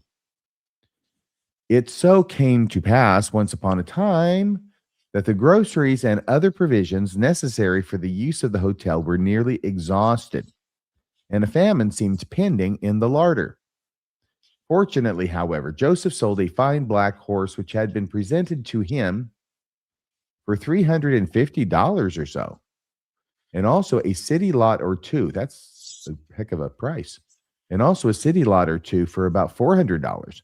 With the sales of the horse and land and a little cash on hand, he mustered up about $900, which he cheerfully placed in Emma's hands, saying, "We are out of provisions. Take this and go down to St. Louis and buy what is needed. Captain Dan Jones will fire up the Maid of Iowa." There it is. "A little steamboat always ready for church use, and take you down." Emma started for St. Louis. The going, purchasing, and return occupied about a week. At night, after the departure of the elect lady, that's Emma, the steward gave the keys to the prophet, and in the morning, he, as usual, stepped lightly and tapped at the door of the bedroom. Okay, so now the prophet's supposed to give them the keys to open up in the morning while Emma's gone. That's what we're to understand from this, right, Bill? Correct. But that's not who gives the keys.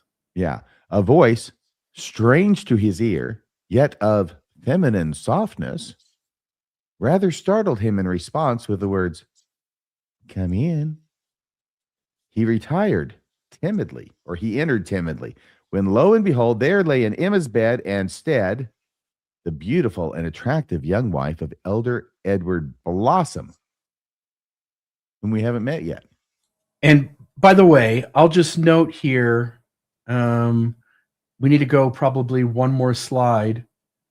The young wife of Elder Edward Blossom, a high counselor of Zion, afterwards exalted to the apostleship by Brigham Young. There is no Edward Blossom who was ever a high councilman who became an apostle. So this story at least has a wrong name, if not more. Wrong name. And I note that here in this slide, in an article and essay, A Trajectory of Plurality, an overview of Joseph Smith's 33 plural wives, Todd Compton mentions this discussion of Mrs. Blossom, Edward Blossom's wife, and he says in Wilhelm Weil's Mormon Portraits or Truth About the Mormon Leaders, Mr. Blossom was an apostle under Brigham Young, according to Weil's source, an example of the occasional unreliability and of unsympathetic sources, as there was no apostle named Blossom, though this does not prevent Von Brody from listing Mrs. Blossom as wife number 37. And at the very least, this story doesn't have the right name of a person. That could be the only mistake, but it would give us serious reservation about trusting the account altogether. But I'll let you read it. I do think it's interesting if you want to continue on. So it was a high counselor of Zion, afterwards exalted to the apostleship by Brigham Young. Yeah, we definitely know that no Blossom was an apostle. With a pair of laughing, glistening eyes and with a smile of happy sweetness, she spoke in soft and pleading accents. I suppose, Brother Rushton, I shall have to be Sister Emma to you this morning, as she gracefully handed the keys to him. Astonished and blushing, the faithful steward left the room to resume his duties, leaving the adulterous prophet and his charmer to themselves. Yeah, like Joseph Smith wouldn't have her shut up and come to the door himself. I don't know. People do crazy things, I suppose. The same thing was repeated each morning during the week Emma was away, purchasing supplies for the prophet's hotel. I don't know, Rushton doesn't just keep the damn keys himself. In relating this occurrence to another of my most precise and valuable witnesses, Brother Rushton, though no seeker after effect, added the following picturesque details. Emma used to keep the keys of the hotel in a richly ornamented wallet given to her by some well-to-do English friends. When Joseph saw how dumbfounded I was, he sat up in his red flannel night robe and said in a hasty, commanding tone, "That's all right, Brother Rushton," making a movement with his outstretched right hand toward me. The prophet's gesture and tone gave me to understand that I was to go and keep my mouth shut.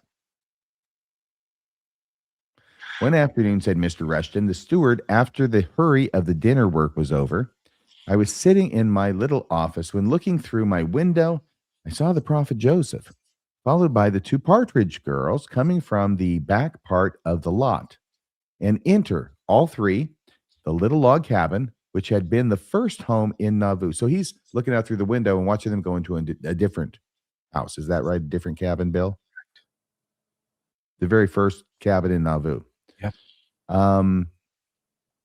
A minute or so afterwards, Sister Emma came to my office door and asked me, "Did you see Brother Joseph and the two Partridge girls go into the cabin?" Why would she ask that, Bill? It doesn't make any sense. If it's you would only know that if you saw it, or right. And if she saw it, why would she ask him? Or at least saw it out of the corner of your eye. Well, maybe. And even then, I saw that. Maybe it's kind of a ways away, and maybe she didn't get a good look. Maybe she needs glasses. Maybe she doesn't have 20/20 going. But even then, wouldn't she just go check on it herself? Because the story now has Rushton needing to go check on it before Emma gets. Okay, well, let's see. Did you see Brother Joseph and the two Partridge girls go into the cabin? Mr. Rushton didn't like to split on the prophet. And yet didn't like to tell a lie. And at last he replied hesitatingly, "Well, I think perhaps, I may have seen them. I'll just put on my sunbonnet and go." This is Emma, of course. I'll just put on my sunbonnet and go and see what they are about, replied she, and stepped over. A very short time after her entry, she appeared at the door of the cabin, being pushed out rudely. So this is from Rushton's point of view. He's still over in the Nauvoo house. A very short time after her entry into the cabin, she appeared at the door of the cabin, being pushed out rudely, and came to the office door, crying bitterly. "Oh, Brother Rushton," she said in broken sobs, "I went into the cabin. I found those two girls with my husband, and Joseph jumped up in a rage when he saw that I had surprised them and struck me a horrid blow. At the same time, she showed me the mark of the blow on her cheek. She then dropped fainting on a chair, weeping and uttering words of despair. A few minutes afterward, Joseph entered and going up to Emma, said in a meek, repentant manner, 'Oh, my dear Emma, I am so sorry I struck you. I did it in a passion.' It wasn't a passion about you, it was a passion about the two Partridge girls, but it was a passion nonetheless. 'You must forgive me. I did it without a thought, or I wouldn't have done it. Forgive me. But you shouldn't be running after me, Emma. It really was your fault.' It's your fault I hit you. But you shouldn't be running after me, watching me and prying at my actions." Imagine if he had a cell phone. He apologized and kissed Emma and apologized again. And then finally she arose and they went into the parlor together, apparently reconciled after all that. Well, that's how the story ends. And again, he's recording the things people tell him. And I think in this instance, this is a difficult story to believe. But I thought it was interesting, and I thought I would at least let folks hear it, and they can make their own judgment call. But and I think the thing is, regardless of whether you believe this, he was married to both of the Partridge sisters. Even if this is an apocryphal tale, the basic historical fact remains the same. And if he had hit Emma, struck her a blow in passion, it might also be reflected in other accounts, like the one where he had to discipline her harshly. William Clayton records that Joseph did something that he worded as a harsh measure. Harsh measures, yes. He had Emma. Yep. Because she wouldn't just shut up about him giving that watch to that young girl. What was her name? Flora Woodworth. Flora Woodworth. Very good. Yeah. She kept going at him. And finally, according to William Clayton said that Joseph Smith told William Clayton that he had to use harsh measures with her. I think William Clayton saw it. He witnessed Joseph Smith use harsh measures against her. Oh, wow. Okay. So he was recording what he saw in the experience. And so it's not the first time that it appears as though Joseph Smith hit someone. But again, I think there are lots of things about this story that seem exaggerated. And if I were going through these and sort of marking stories that I believe and ones I don't, this would be one I would strike up as not believing. But it's very melodramatic. It's like you could see it in a silent movie. Yeah. Yeah, they're telegraphing every move. I will note, though, that Edwin Rushton is talking about his father, son of Richard Rushton. And so he mentions his father. His father did work at the Mansion House. By the way, I did put, I thought it was back here. Let me go back one. There's an old vintage picture of the Mansion House in the bottom right-hand corner. In the middle is what it looks like today. Above is just the sign. But man, if you could have been a fly on that wall during the last few years of Joseph Smith's life, those walls would tell some stories. If the mansion is rocking, don't come knocking. Right. Okay, so Edward Rushton did work at the Mansion House. So on some level, at least they're getting the character right. They know what his responsibility was. The story seems a difficult one to believe, that Joseph would essentially expose himself by having his girlfriend answer Mr. Rushton every morning. Seems sort of a stretch, but 'tis life. This page here, I don't have anything to read on, but I did just want to include it because I didn't want anybody to see me skipping a page. But there were great stories that we didn't include tonight. I'll have in the show notes. I'll have the link to this document, this book. Can you stop for just a second? Because I may be giving Joseph Smith too much credit with thinking that this seems unlikely, because I don't know. I don't know. If we were to swap out Joseph Smith for Epstein and we put Epstein's name in there, right? Would we think that was unlikely for Epstein to do something like that? No. Would that be sort of showing that as long as Emma's gone, as long as Emma's gone, he's cock of the walk and he'll do whatever the hell he wants and let people know about it and stuff like that. And he knows who he has loyalty of. He knows who's been tested and tried and who's willing to do whatever the prophet asks of them. So I think if it's believable, if we put Epstein in, it shouldn't be disbelievable just because it's Joseph Smith. No, and even the stories I have trouble believing, I think there's a hint of truth to them. I don't think they're a complete exaggeration. Again, as you pointed out, the Partridge Girls and Joseph had a relationship over some standing amount of time. Joseph was going into the rooms and being intimate. He was keeping it from Emma. And so to see another story where he's being intimate with the Partridge Girls in a way that's secretive and being kept from Emma shouldn't stand out as being too crazy to think is true. And maybe part of the problem is that obviously this was going on, but the way I have studied it and encountered it has always been through history and through historians. And therefore it becomes kind of a bloodless affair. It's just sort of, this is what happened, blah, blah, blah, blah, blah. This may be what somebody said, but it's all kind of antiseptic. And yet we know if it was going on, there had to be these kind of stories that were circulating and seen, and maybe this is just a window into it.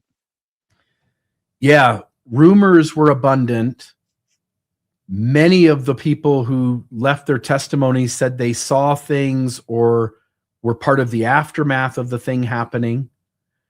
And so we shouldn't be all too surprised when we hear about the kinds of events that would lead to people starting rumors and getting involved in one way or another.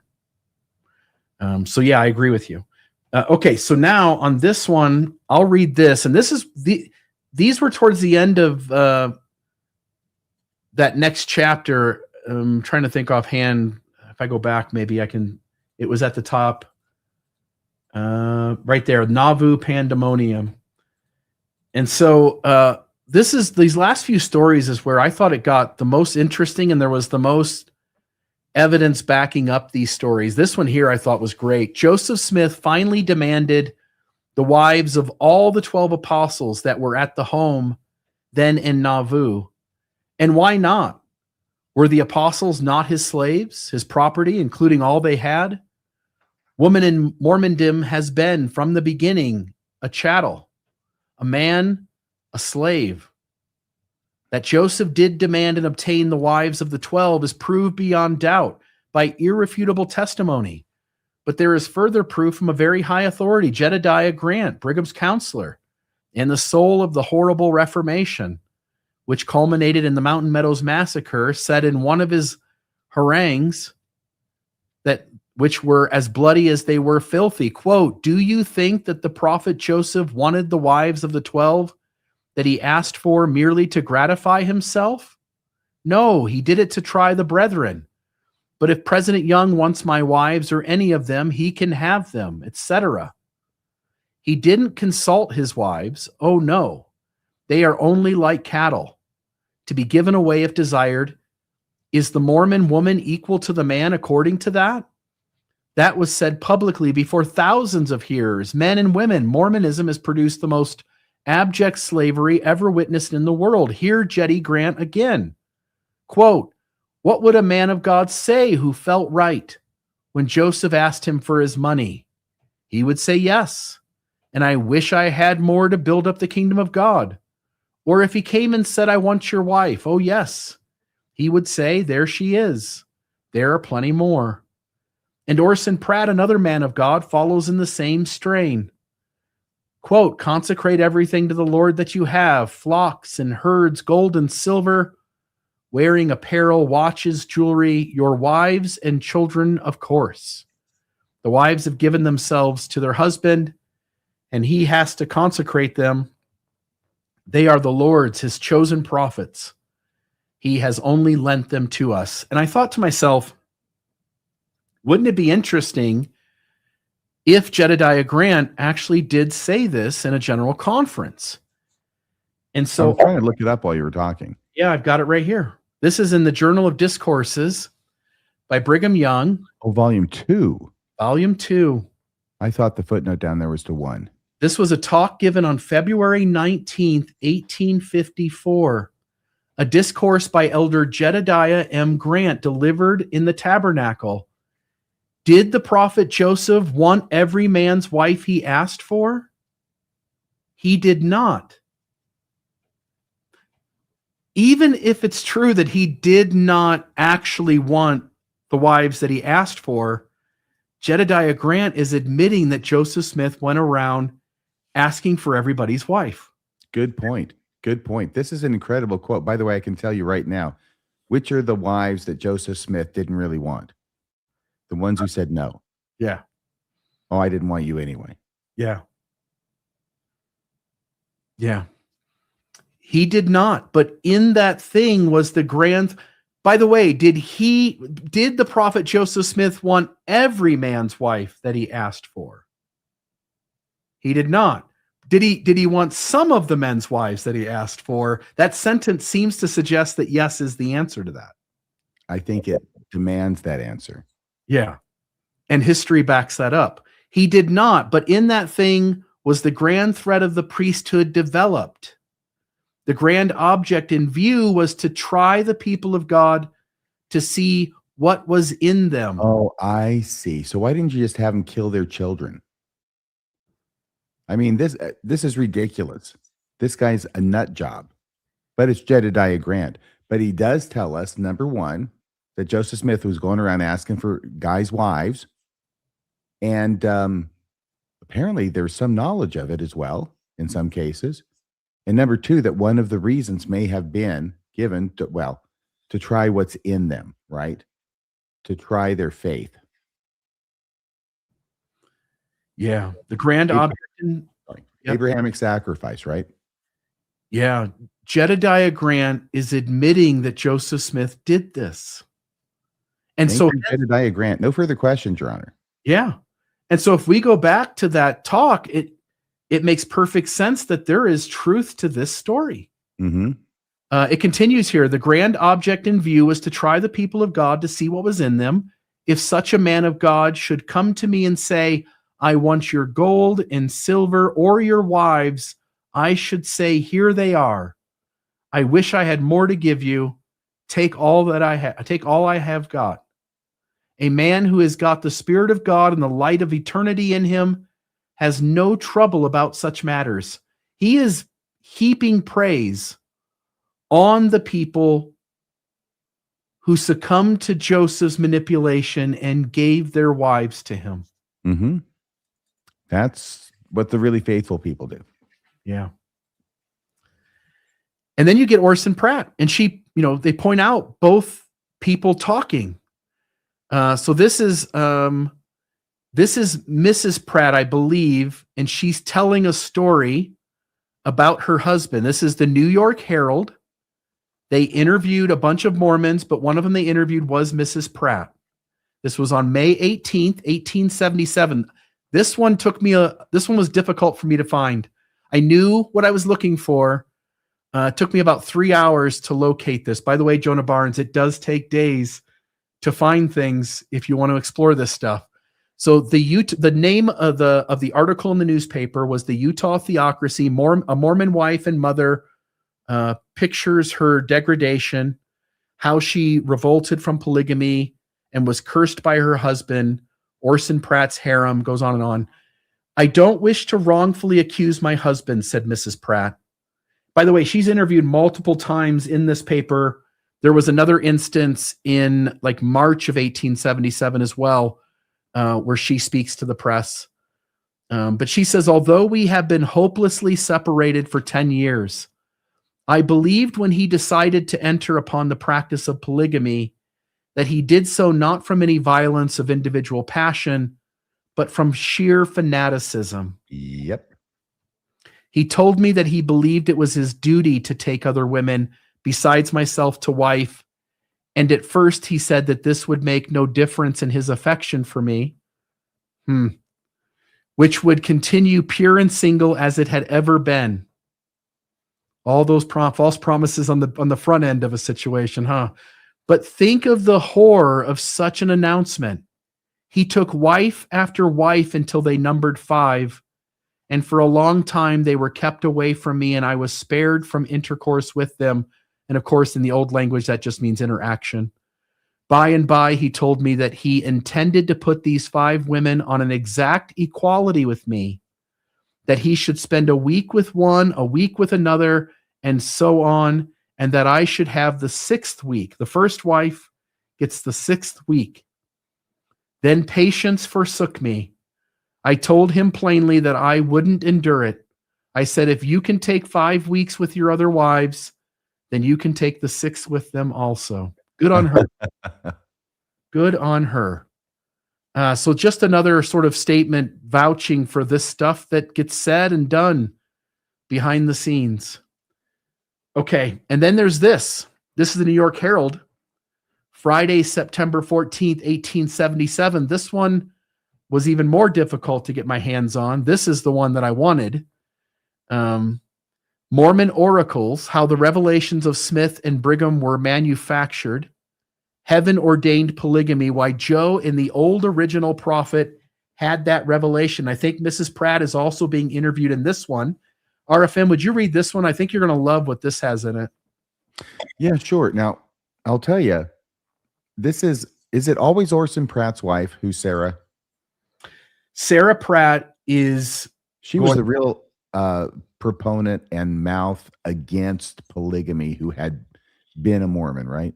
Yep. She is taking every opportunity to go around the podcast tour and talk to Mormon stories and Mormon discussion and Radio Free Mormon. Got it. And, yep.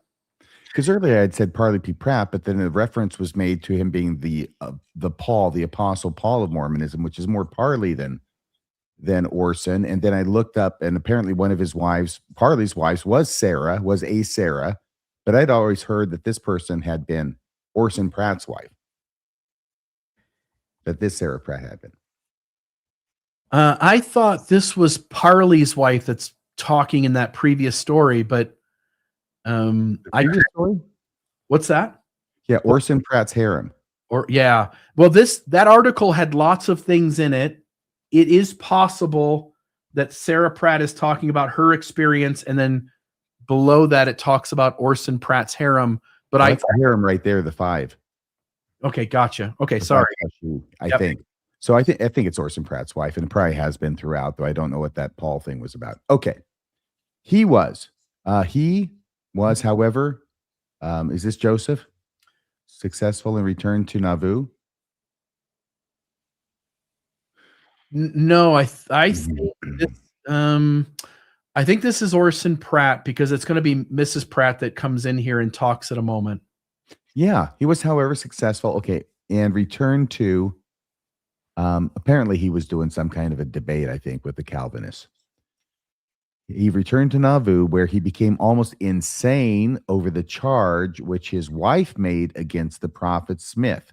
Yeah, it's definitely Orson. Yeah, this is when he got kind of suicidal and was walking down by the Mississippi looking longingly at the river.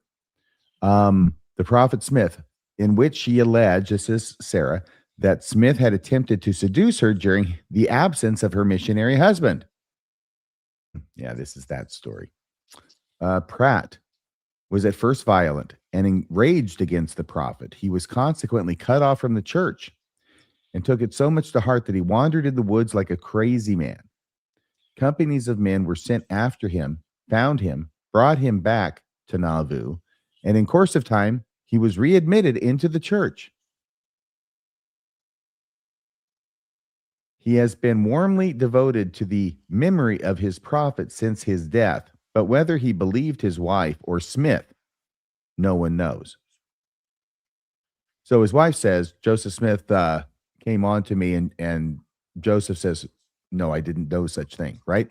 And Smith went further than that. He called her a liar, and he put out publications to hurt her credibility. Yeah, that's what he does. Those are the ones he didn't really want to marry anyway.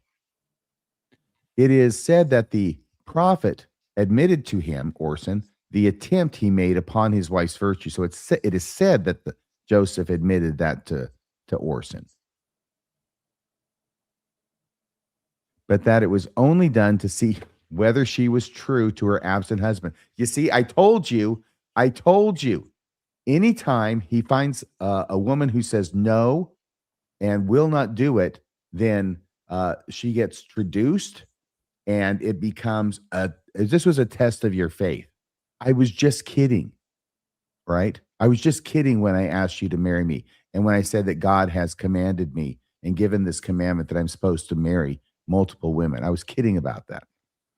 If Joseph's allowed to have her and diddle her, then so be it. But if he's not allowed, then that was just a test.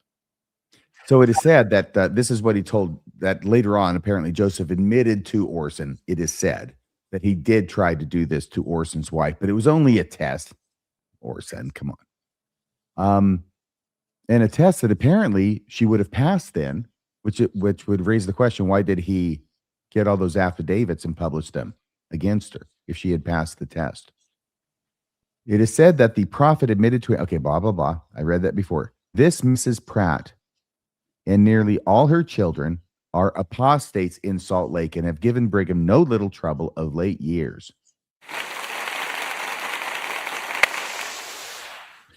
This apostle is highly esteemed, Orson Pratt, in the Mormon Church. He presided over the Mormon interests in England for several years. So I only use this as a backup to that earlier story, which mentions not only did Jedediah Grant say the thing that she claims was said, but she also points to Orson Pratt, another man of God, talking about giving up their wives, and then you've got this instance where, Orson encounters this the way he does. Sarah Pratt is not succumbing to the prophet's approaches. The prophet then goes out of his way to ruin Sarah Pratt's name, and Orson is suicidal for a short while, and Joseph acknowledges to him that it was just a test. And again, the apologist might go like, why would we believe this? That doesn't make any sense. Why wouldn't we believe this? There is so many moments in Joseph's practice of polygamy that sort of addresses this story from various angles and shows it's true. One example would be Nancy Rigdon in the Happiness Letter. Mm-hmm. And when you understand that whole situation, you go, this is not that far removed from that. No, you have to have a plan. You have to do something when the girl says no. Yeah. And what Joseph Smith did was then tell the public that woman was lying. And if he can't convince people that she was lying, then it was just a test. And the big danger, and the reason she has to be a liar and have her reputation besmirched, is because what if she talks? Yeah. If the woman says yes, then she's going to keep it a secret because it's part of this secret celestial marriage, super initiated temple group, the Quorum of the Anointed. But if she says no, then she's likely to spill the beans. So she's got to be destroyed reputationally. Yeah. I'm going to go back a few slides because we read the story on the left, which was the talk about Jedediah Grant and Orson Pratt. We showed the sources there that lend some credibility to the story being true. And then I'm going to read here this bottom story. And this is talking about Violet Kimball and Heber C. Kimball. And I'm not going to read it word for word up above, but what essentially is being said is that Joseph Smith approaches Heber C. Kimball and wants Violet Kimball. Mm-hmm. And somewhere in that process, Violet declines. It says Violet. And he says it was a test, right? Because I know this story. Yeah, Violet was a good, pure woman, and she was better than her religion, and though a slave to it in a manner, she loved her husband. Hence, a reluctance to comply with the Lord's demand that Violet should be consecrated like the movable property of other apostles. Still, Joseph was to them a prophet, and therefore the act might be right in him, though simply damnable in any other man. They thought the command of the Lord must be obeyed in some way. But it goes on, and a proxy way suggested itself to their minds. In other words, is there a replacement for Violet? They had a young daughter, only getting out of girlhood. In fact, she was several months shy of her 15th birthday. And the father apologizing to the prophet for his wife's reluctance to comply with his desires, stating, however, that the act must be right or it would not be counseled. The abject slave of a father asked Joe if his daughter wouldn't do as well as his wife. Joe replied that she would do just as, and I'll skip ahead here to it, just as well, and the Lord would accept her instead. Of course he would. I would rather have her anyway. That's what Joseph Smith thought. The half-ripe bud of womanhood was delivered over to the prophet. Helen Mar Whitney, this is her name now, still lives and belongs to that undefinable class of wrinkled old women only to be found in Mormonism who pride themselves in their shame. In speeches and in print, she writes pamphlets on the divinity of polygamy. Other plurals do the same. It is the saddest, the most disheartening kind of literature I have ever seen in any country. It makes me do desperate things. It makes me prefer the worst of mother-in-laws to such ladies. Yep. It gives me a wonderfully favorable idea of the odalisks. Is that how you say that? I don't know, but it's a good stab. The odalisks of those old bearded Turks. They are pretty and they don't write, you see. So later in life, all of these plural wives of Joseph Smith are showing up at the beck and call of Brigham Young and other church leaders to testify of polygamy and how good it was. But remember what she said in the beginning. Having a great desire to be connected with the prophet Joseph Smith, he offered me to him. This I afterwards learned from the prophet's own mouth.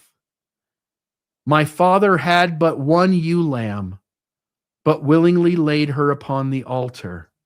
When you understand the background story that Violet is reluctant, and so the Kimballs come up with an idea of let's let her be the person by proxy that marries Joseph Smith instead of me, that her family offered her up to Joseph, and he said that trade-off will do. That'll work. That'll be sufficient.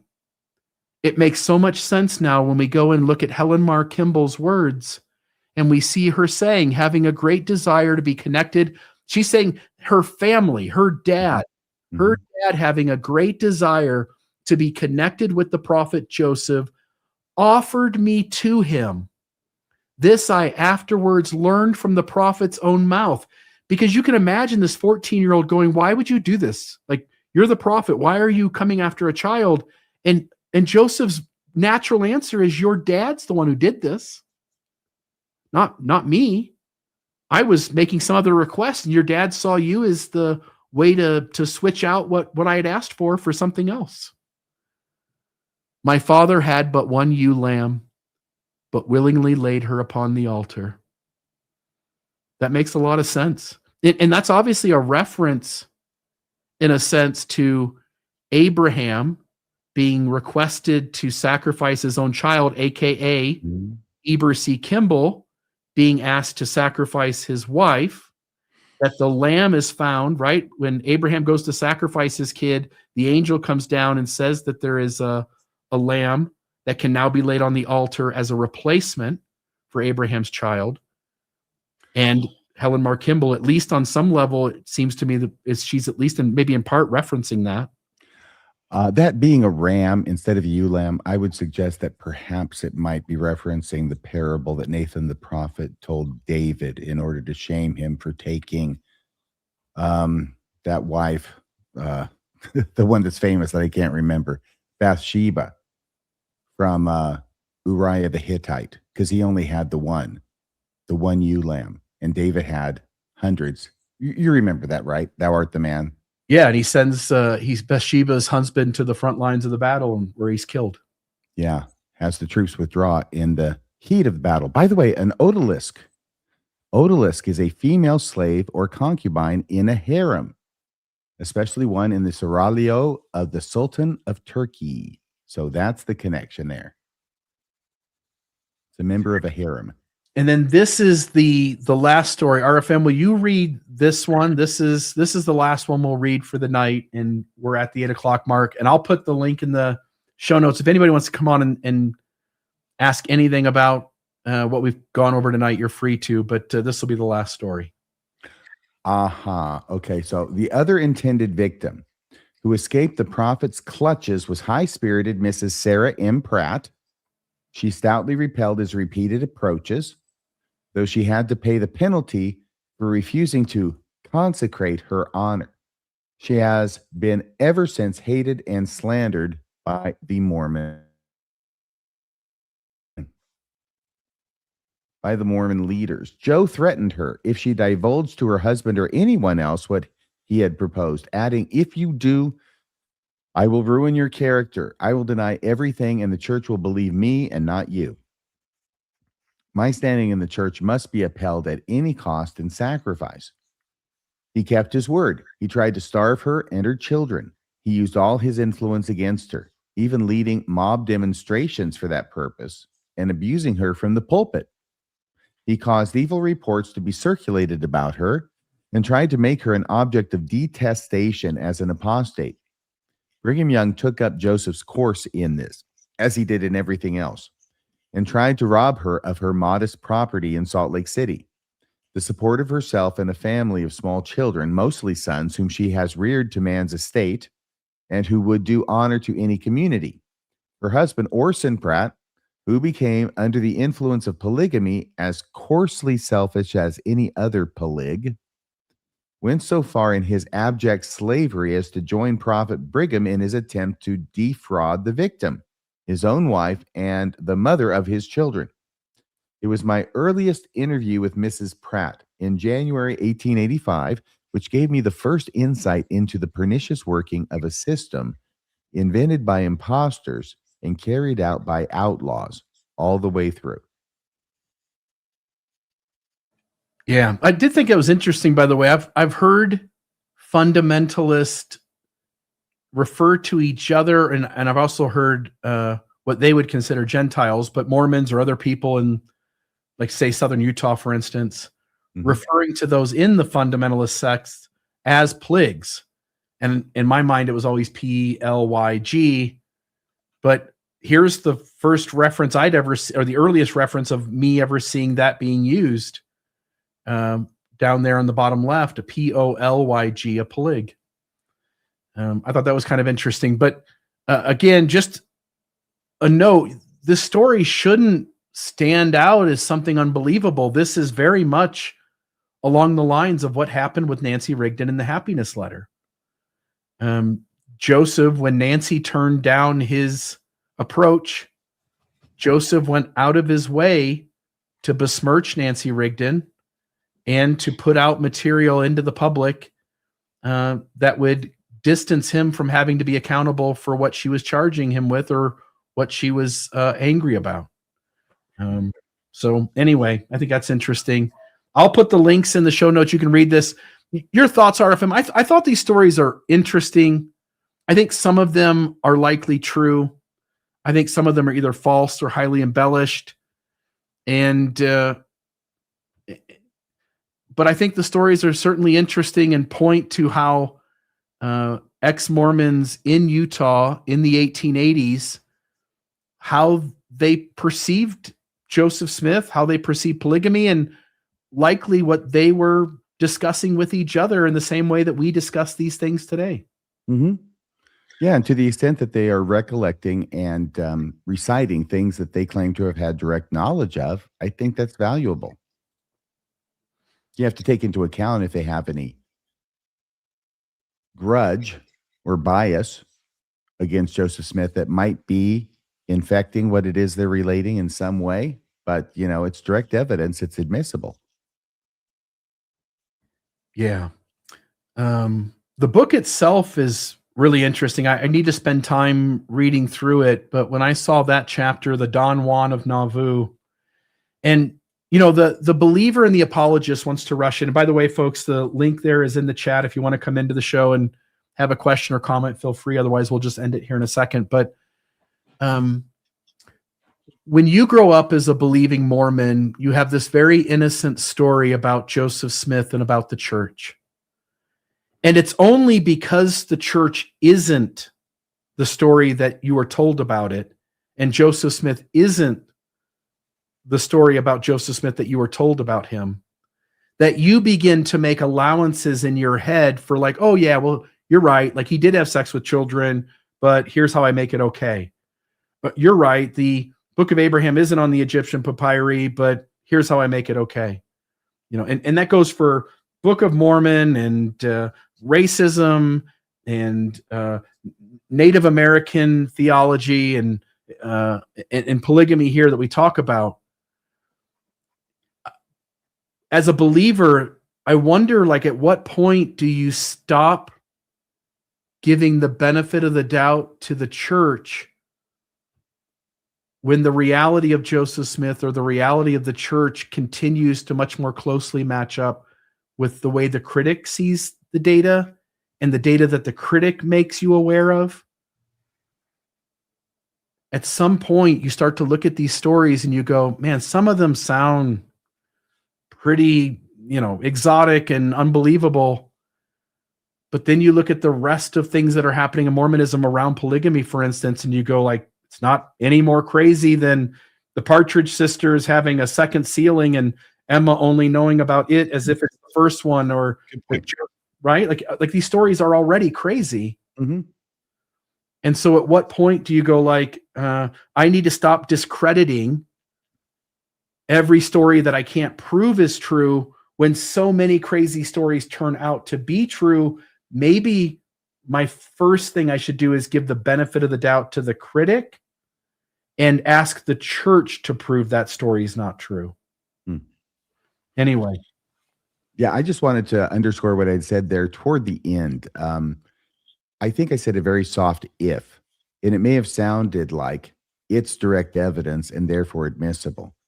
What I had said was, if it's direct evidence, then it's admissible. For instance, if you got people saying, yeah, this guy told me this, right? Thomas Bullock, right, said this, not admissible, hearsay. But Rushton is saying, I worked as the clerk or the custodian or whatever at the Nauvoo mansion, and this is the stuff that I saw.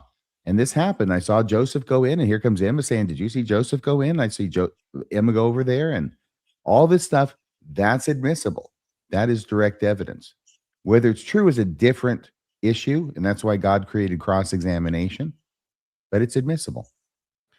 And I'll just note, in that instance, it's someone else telling the story that Rushton told. So it's a second-hand telling of Rushton's account. It's not. You mean the author? Yeah, Rushton himself is not interviewed in this book. Oh, he's not. Someone else is saying, by the way, there's this Richard Rushton. He worked in the Nauvoo Mansion house, and here's the story that he told. Okay. Not admissible. Not admissible. Again, you get to choose which of those stories you believe and which you don't. I don't think you can dismiss them all out of hand. I think in certain instances, I'll give the example, Joseph calling the girls who lived in his home daughters seems like a pretty reliable instance, since Lucy Walker attests of the same. The instance of Jedediah Grant acknowledging that Joseph Smith did in fact ask for the apostles' wives seems to be backed up by what Jedediah Grant said in a conference talk. That's a hell of a quote. Can't be disputed. And you've got Joseph came and asked for all of the guys' wives, but he didn't mean it for all of them. Not for all of them. He didn't mean it for all of them. That's how it is. Yeah. Not for all of them. The ones who said no, it was just a test. Yeah. Yeah. So so for some of them, he really did want them. Is that what you're saying? He wanted them all. Yeah, he wanted them all except the ones he didn't want. The world was not big enough for Joseph. Yeah. And these stories, as a person outside of the church now and realizing just how much crazy is in Mormon history. How much in our day I trust the informed critic to be the one telling the truth. My gut tells me that those ex-Mormons weren't much different than you and I, or Lindsay Hansen Park, or John Dehlin, that they were just trying to make sure that history didn't forget the truth. And some of them were sharing hearsay and secondhand stories, and some of that probably isn't true, but I think there's a lot more truth in those stories than what the believer would prefer. Oh, Dan Vogel's probably saying some things in live chat about how, obviously, as a lawyer, what's admissible in court is not it's not the same thing for a historian. In other words, historians would much rather have affidavits by the person relating direct evidence, but they still have to. Who was exonerated after 1842? Sarah or Joseph Smith? Sarah, absolutely, Dan. But, what does a historian do with these things? Well, they try and, see which is the more reliable, which is less reliable, which ones they're going to discount completely. And yet they still have to do something with these things, even if they're of lesser reliability, while making it clear that that's what they're doing. Remember, Orson lost his mind. Yes, he did. Orson Pratt's wife, Sarah, whom Joseph Smith proposed to. Right. Thank you, Dan. It's great to have you watching as always. From Ohio, I think. All right. Well, folks, that's that. Anything else from you, RFM? I thought it was a great time tonight. I love the quote from, Jedediah Grant, Jetty Grant. And yeah, I think obviously that these things line up. Let's put it this way. When I joined the church, this book, Mormon Portraits, is that what it was called? Mormon Portraits. In fact, I'll go back here to the very first slide, and I can put up that cover. Okay. And like I said, the link will be in the show notes if folks do want to read it, but right here it is. I would say that if it came out way before I was baptized in 78, but if I had been introduced to it by Mormons at that time, it would have been full of lies. Or if it had been described by Mormons, it would be full of lies. And now, 2026, you'd have to say at least 50%, if not more, of what these stories that we've read tonight have been corroborated by other evidence. Yes, not in history, right, Dan? That's what I was trying to say. I know these some of these come up, and I'm talking, and then you comment, and then Bill's putting it up. So we're at cross purposes, but hopefully I've represented things adequately from the historian's perspective. Somebody does have a question here. So Malixosh, RFM. Malox. She pronounces that Malox. Okay. RFM and Bill can't call in. I have a serious question. Why is the LDS Church so fragile, in your opinion? Your thoughts? Yeah. I'm trying to think of the words. The reason why is, let's put it this way. The oak is the strongest of trees, and yet it will break apart in a strong wind. Okay. And the willow it blows with the wind. It's very weak, but it stays in one piece because it blows with the wind. The church is like the oak. It considers itself very strong. And by strong, I'm going to say rigid. It is very rigid in its doctrine, in its interpretation, and in its structure, and it cannot be challenged. Those prophets have to be doctrinally inerrant. Otherwise, everything goes down the toilet in Mormonism. And that's why they take so many steps and do so many things in order to avoid the members finding that out. That's where I think a lot of the brittleness comes from. The fragility comes from, because they're so fragile that they cannot,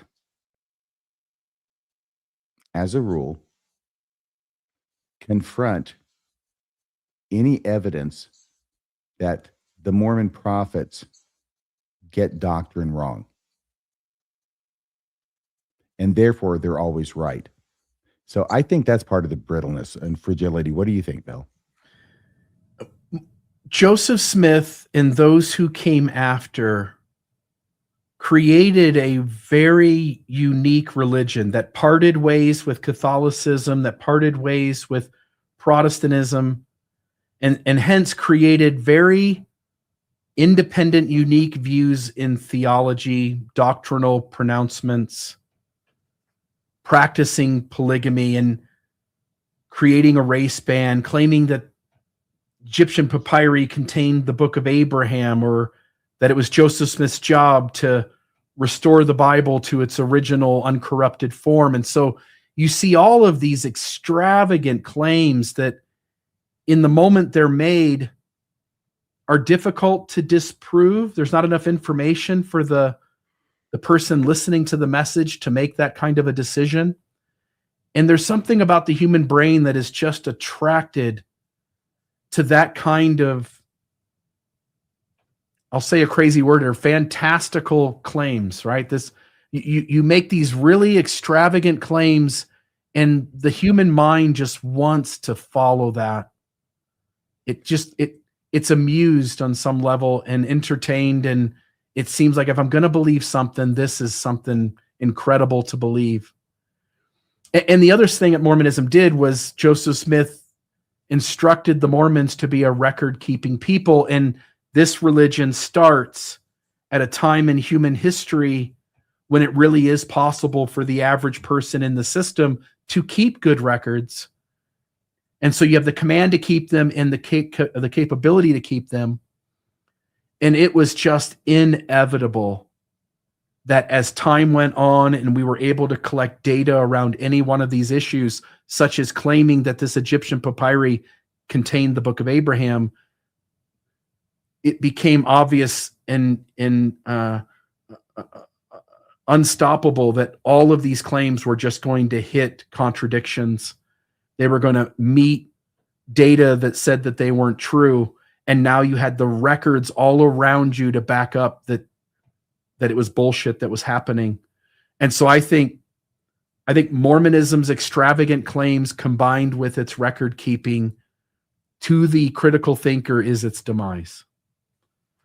I'll just note here too, Dan is just saying this, and I think I've tried to intimate this. It's good to have these interviews, but they have to be weighed. Again, I think some of them are true. I think some of them are not. And I think some of them we may not really be able to know. And but I do think it's interesting that this Austrian journalist goes to Utah in 1884, 1885, and is so amused and interested in Mormonism and what those who experienced it had to say about it, that he takes a chunk of his life dedicating day in and day out, hours and hours a day, to sitting down with the people who had experienced Mormonism to get their accounts of what had happened, and his effort to try to at least put it out there and let the reader make up their mind about what's worthwhile and what isn't. Do you know, were there any accounts in there from witnesses who were still faithful to the church? I really spent most of my time in those two chapters. I glanced over a couple of others, and they seemed deeply critical as well. But the book is almost two books, and the first part of the book seems to be more of a telling of the history of the church. And so I'm going to sit down with this in the next few weeks and try to read it and see what else is interesting in here, and I'll report back on whether there are believers sharing their testimony as well. Okay. Well, it doesn't look like anybody's coming into the studio, which is good news for me because I've got to go home and pack because I'm getting up at dark 30 to head to the airport. Well, let's get you out of here. Folks, please like and subscribe. Thanks for joining the show today, RFM. Thank you. You know why I'm going to the airport, right, Bill? You're coming to Thrive in St. George. And some folks, a few folks, will make a bad decision and they'll be singing karaoke. And for the rest of you smart, intelligent folks who approach life the right way, you'll be listening to RFM and I doing a session of Mormonism Live. Who scheduled us opposite karaoke anyway? Yeah. That's crazy. Yeah, well, it is just karaoke. Well, I'll sing a few songs, whatever it takes. All right, folks, please like and subscribe. Thanks for joining the show tonight. RFM, thank you. And we'll catch all of you guys next week. Bye-bye. Good night, everybody.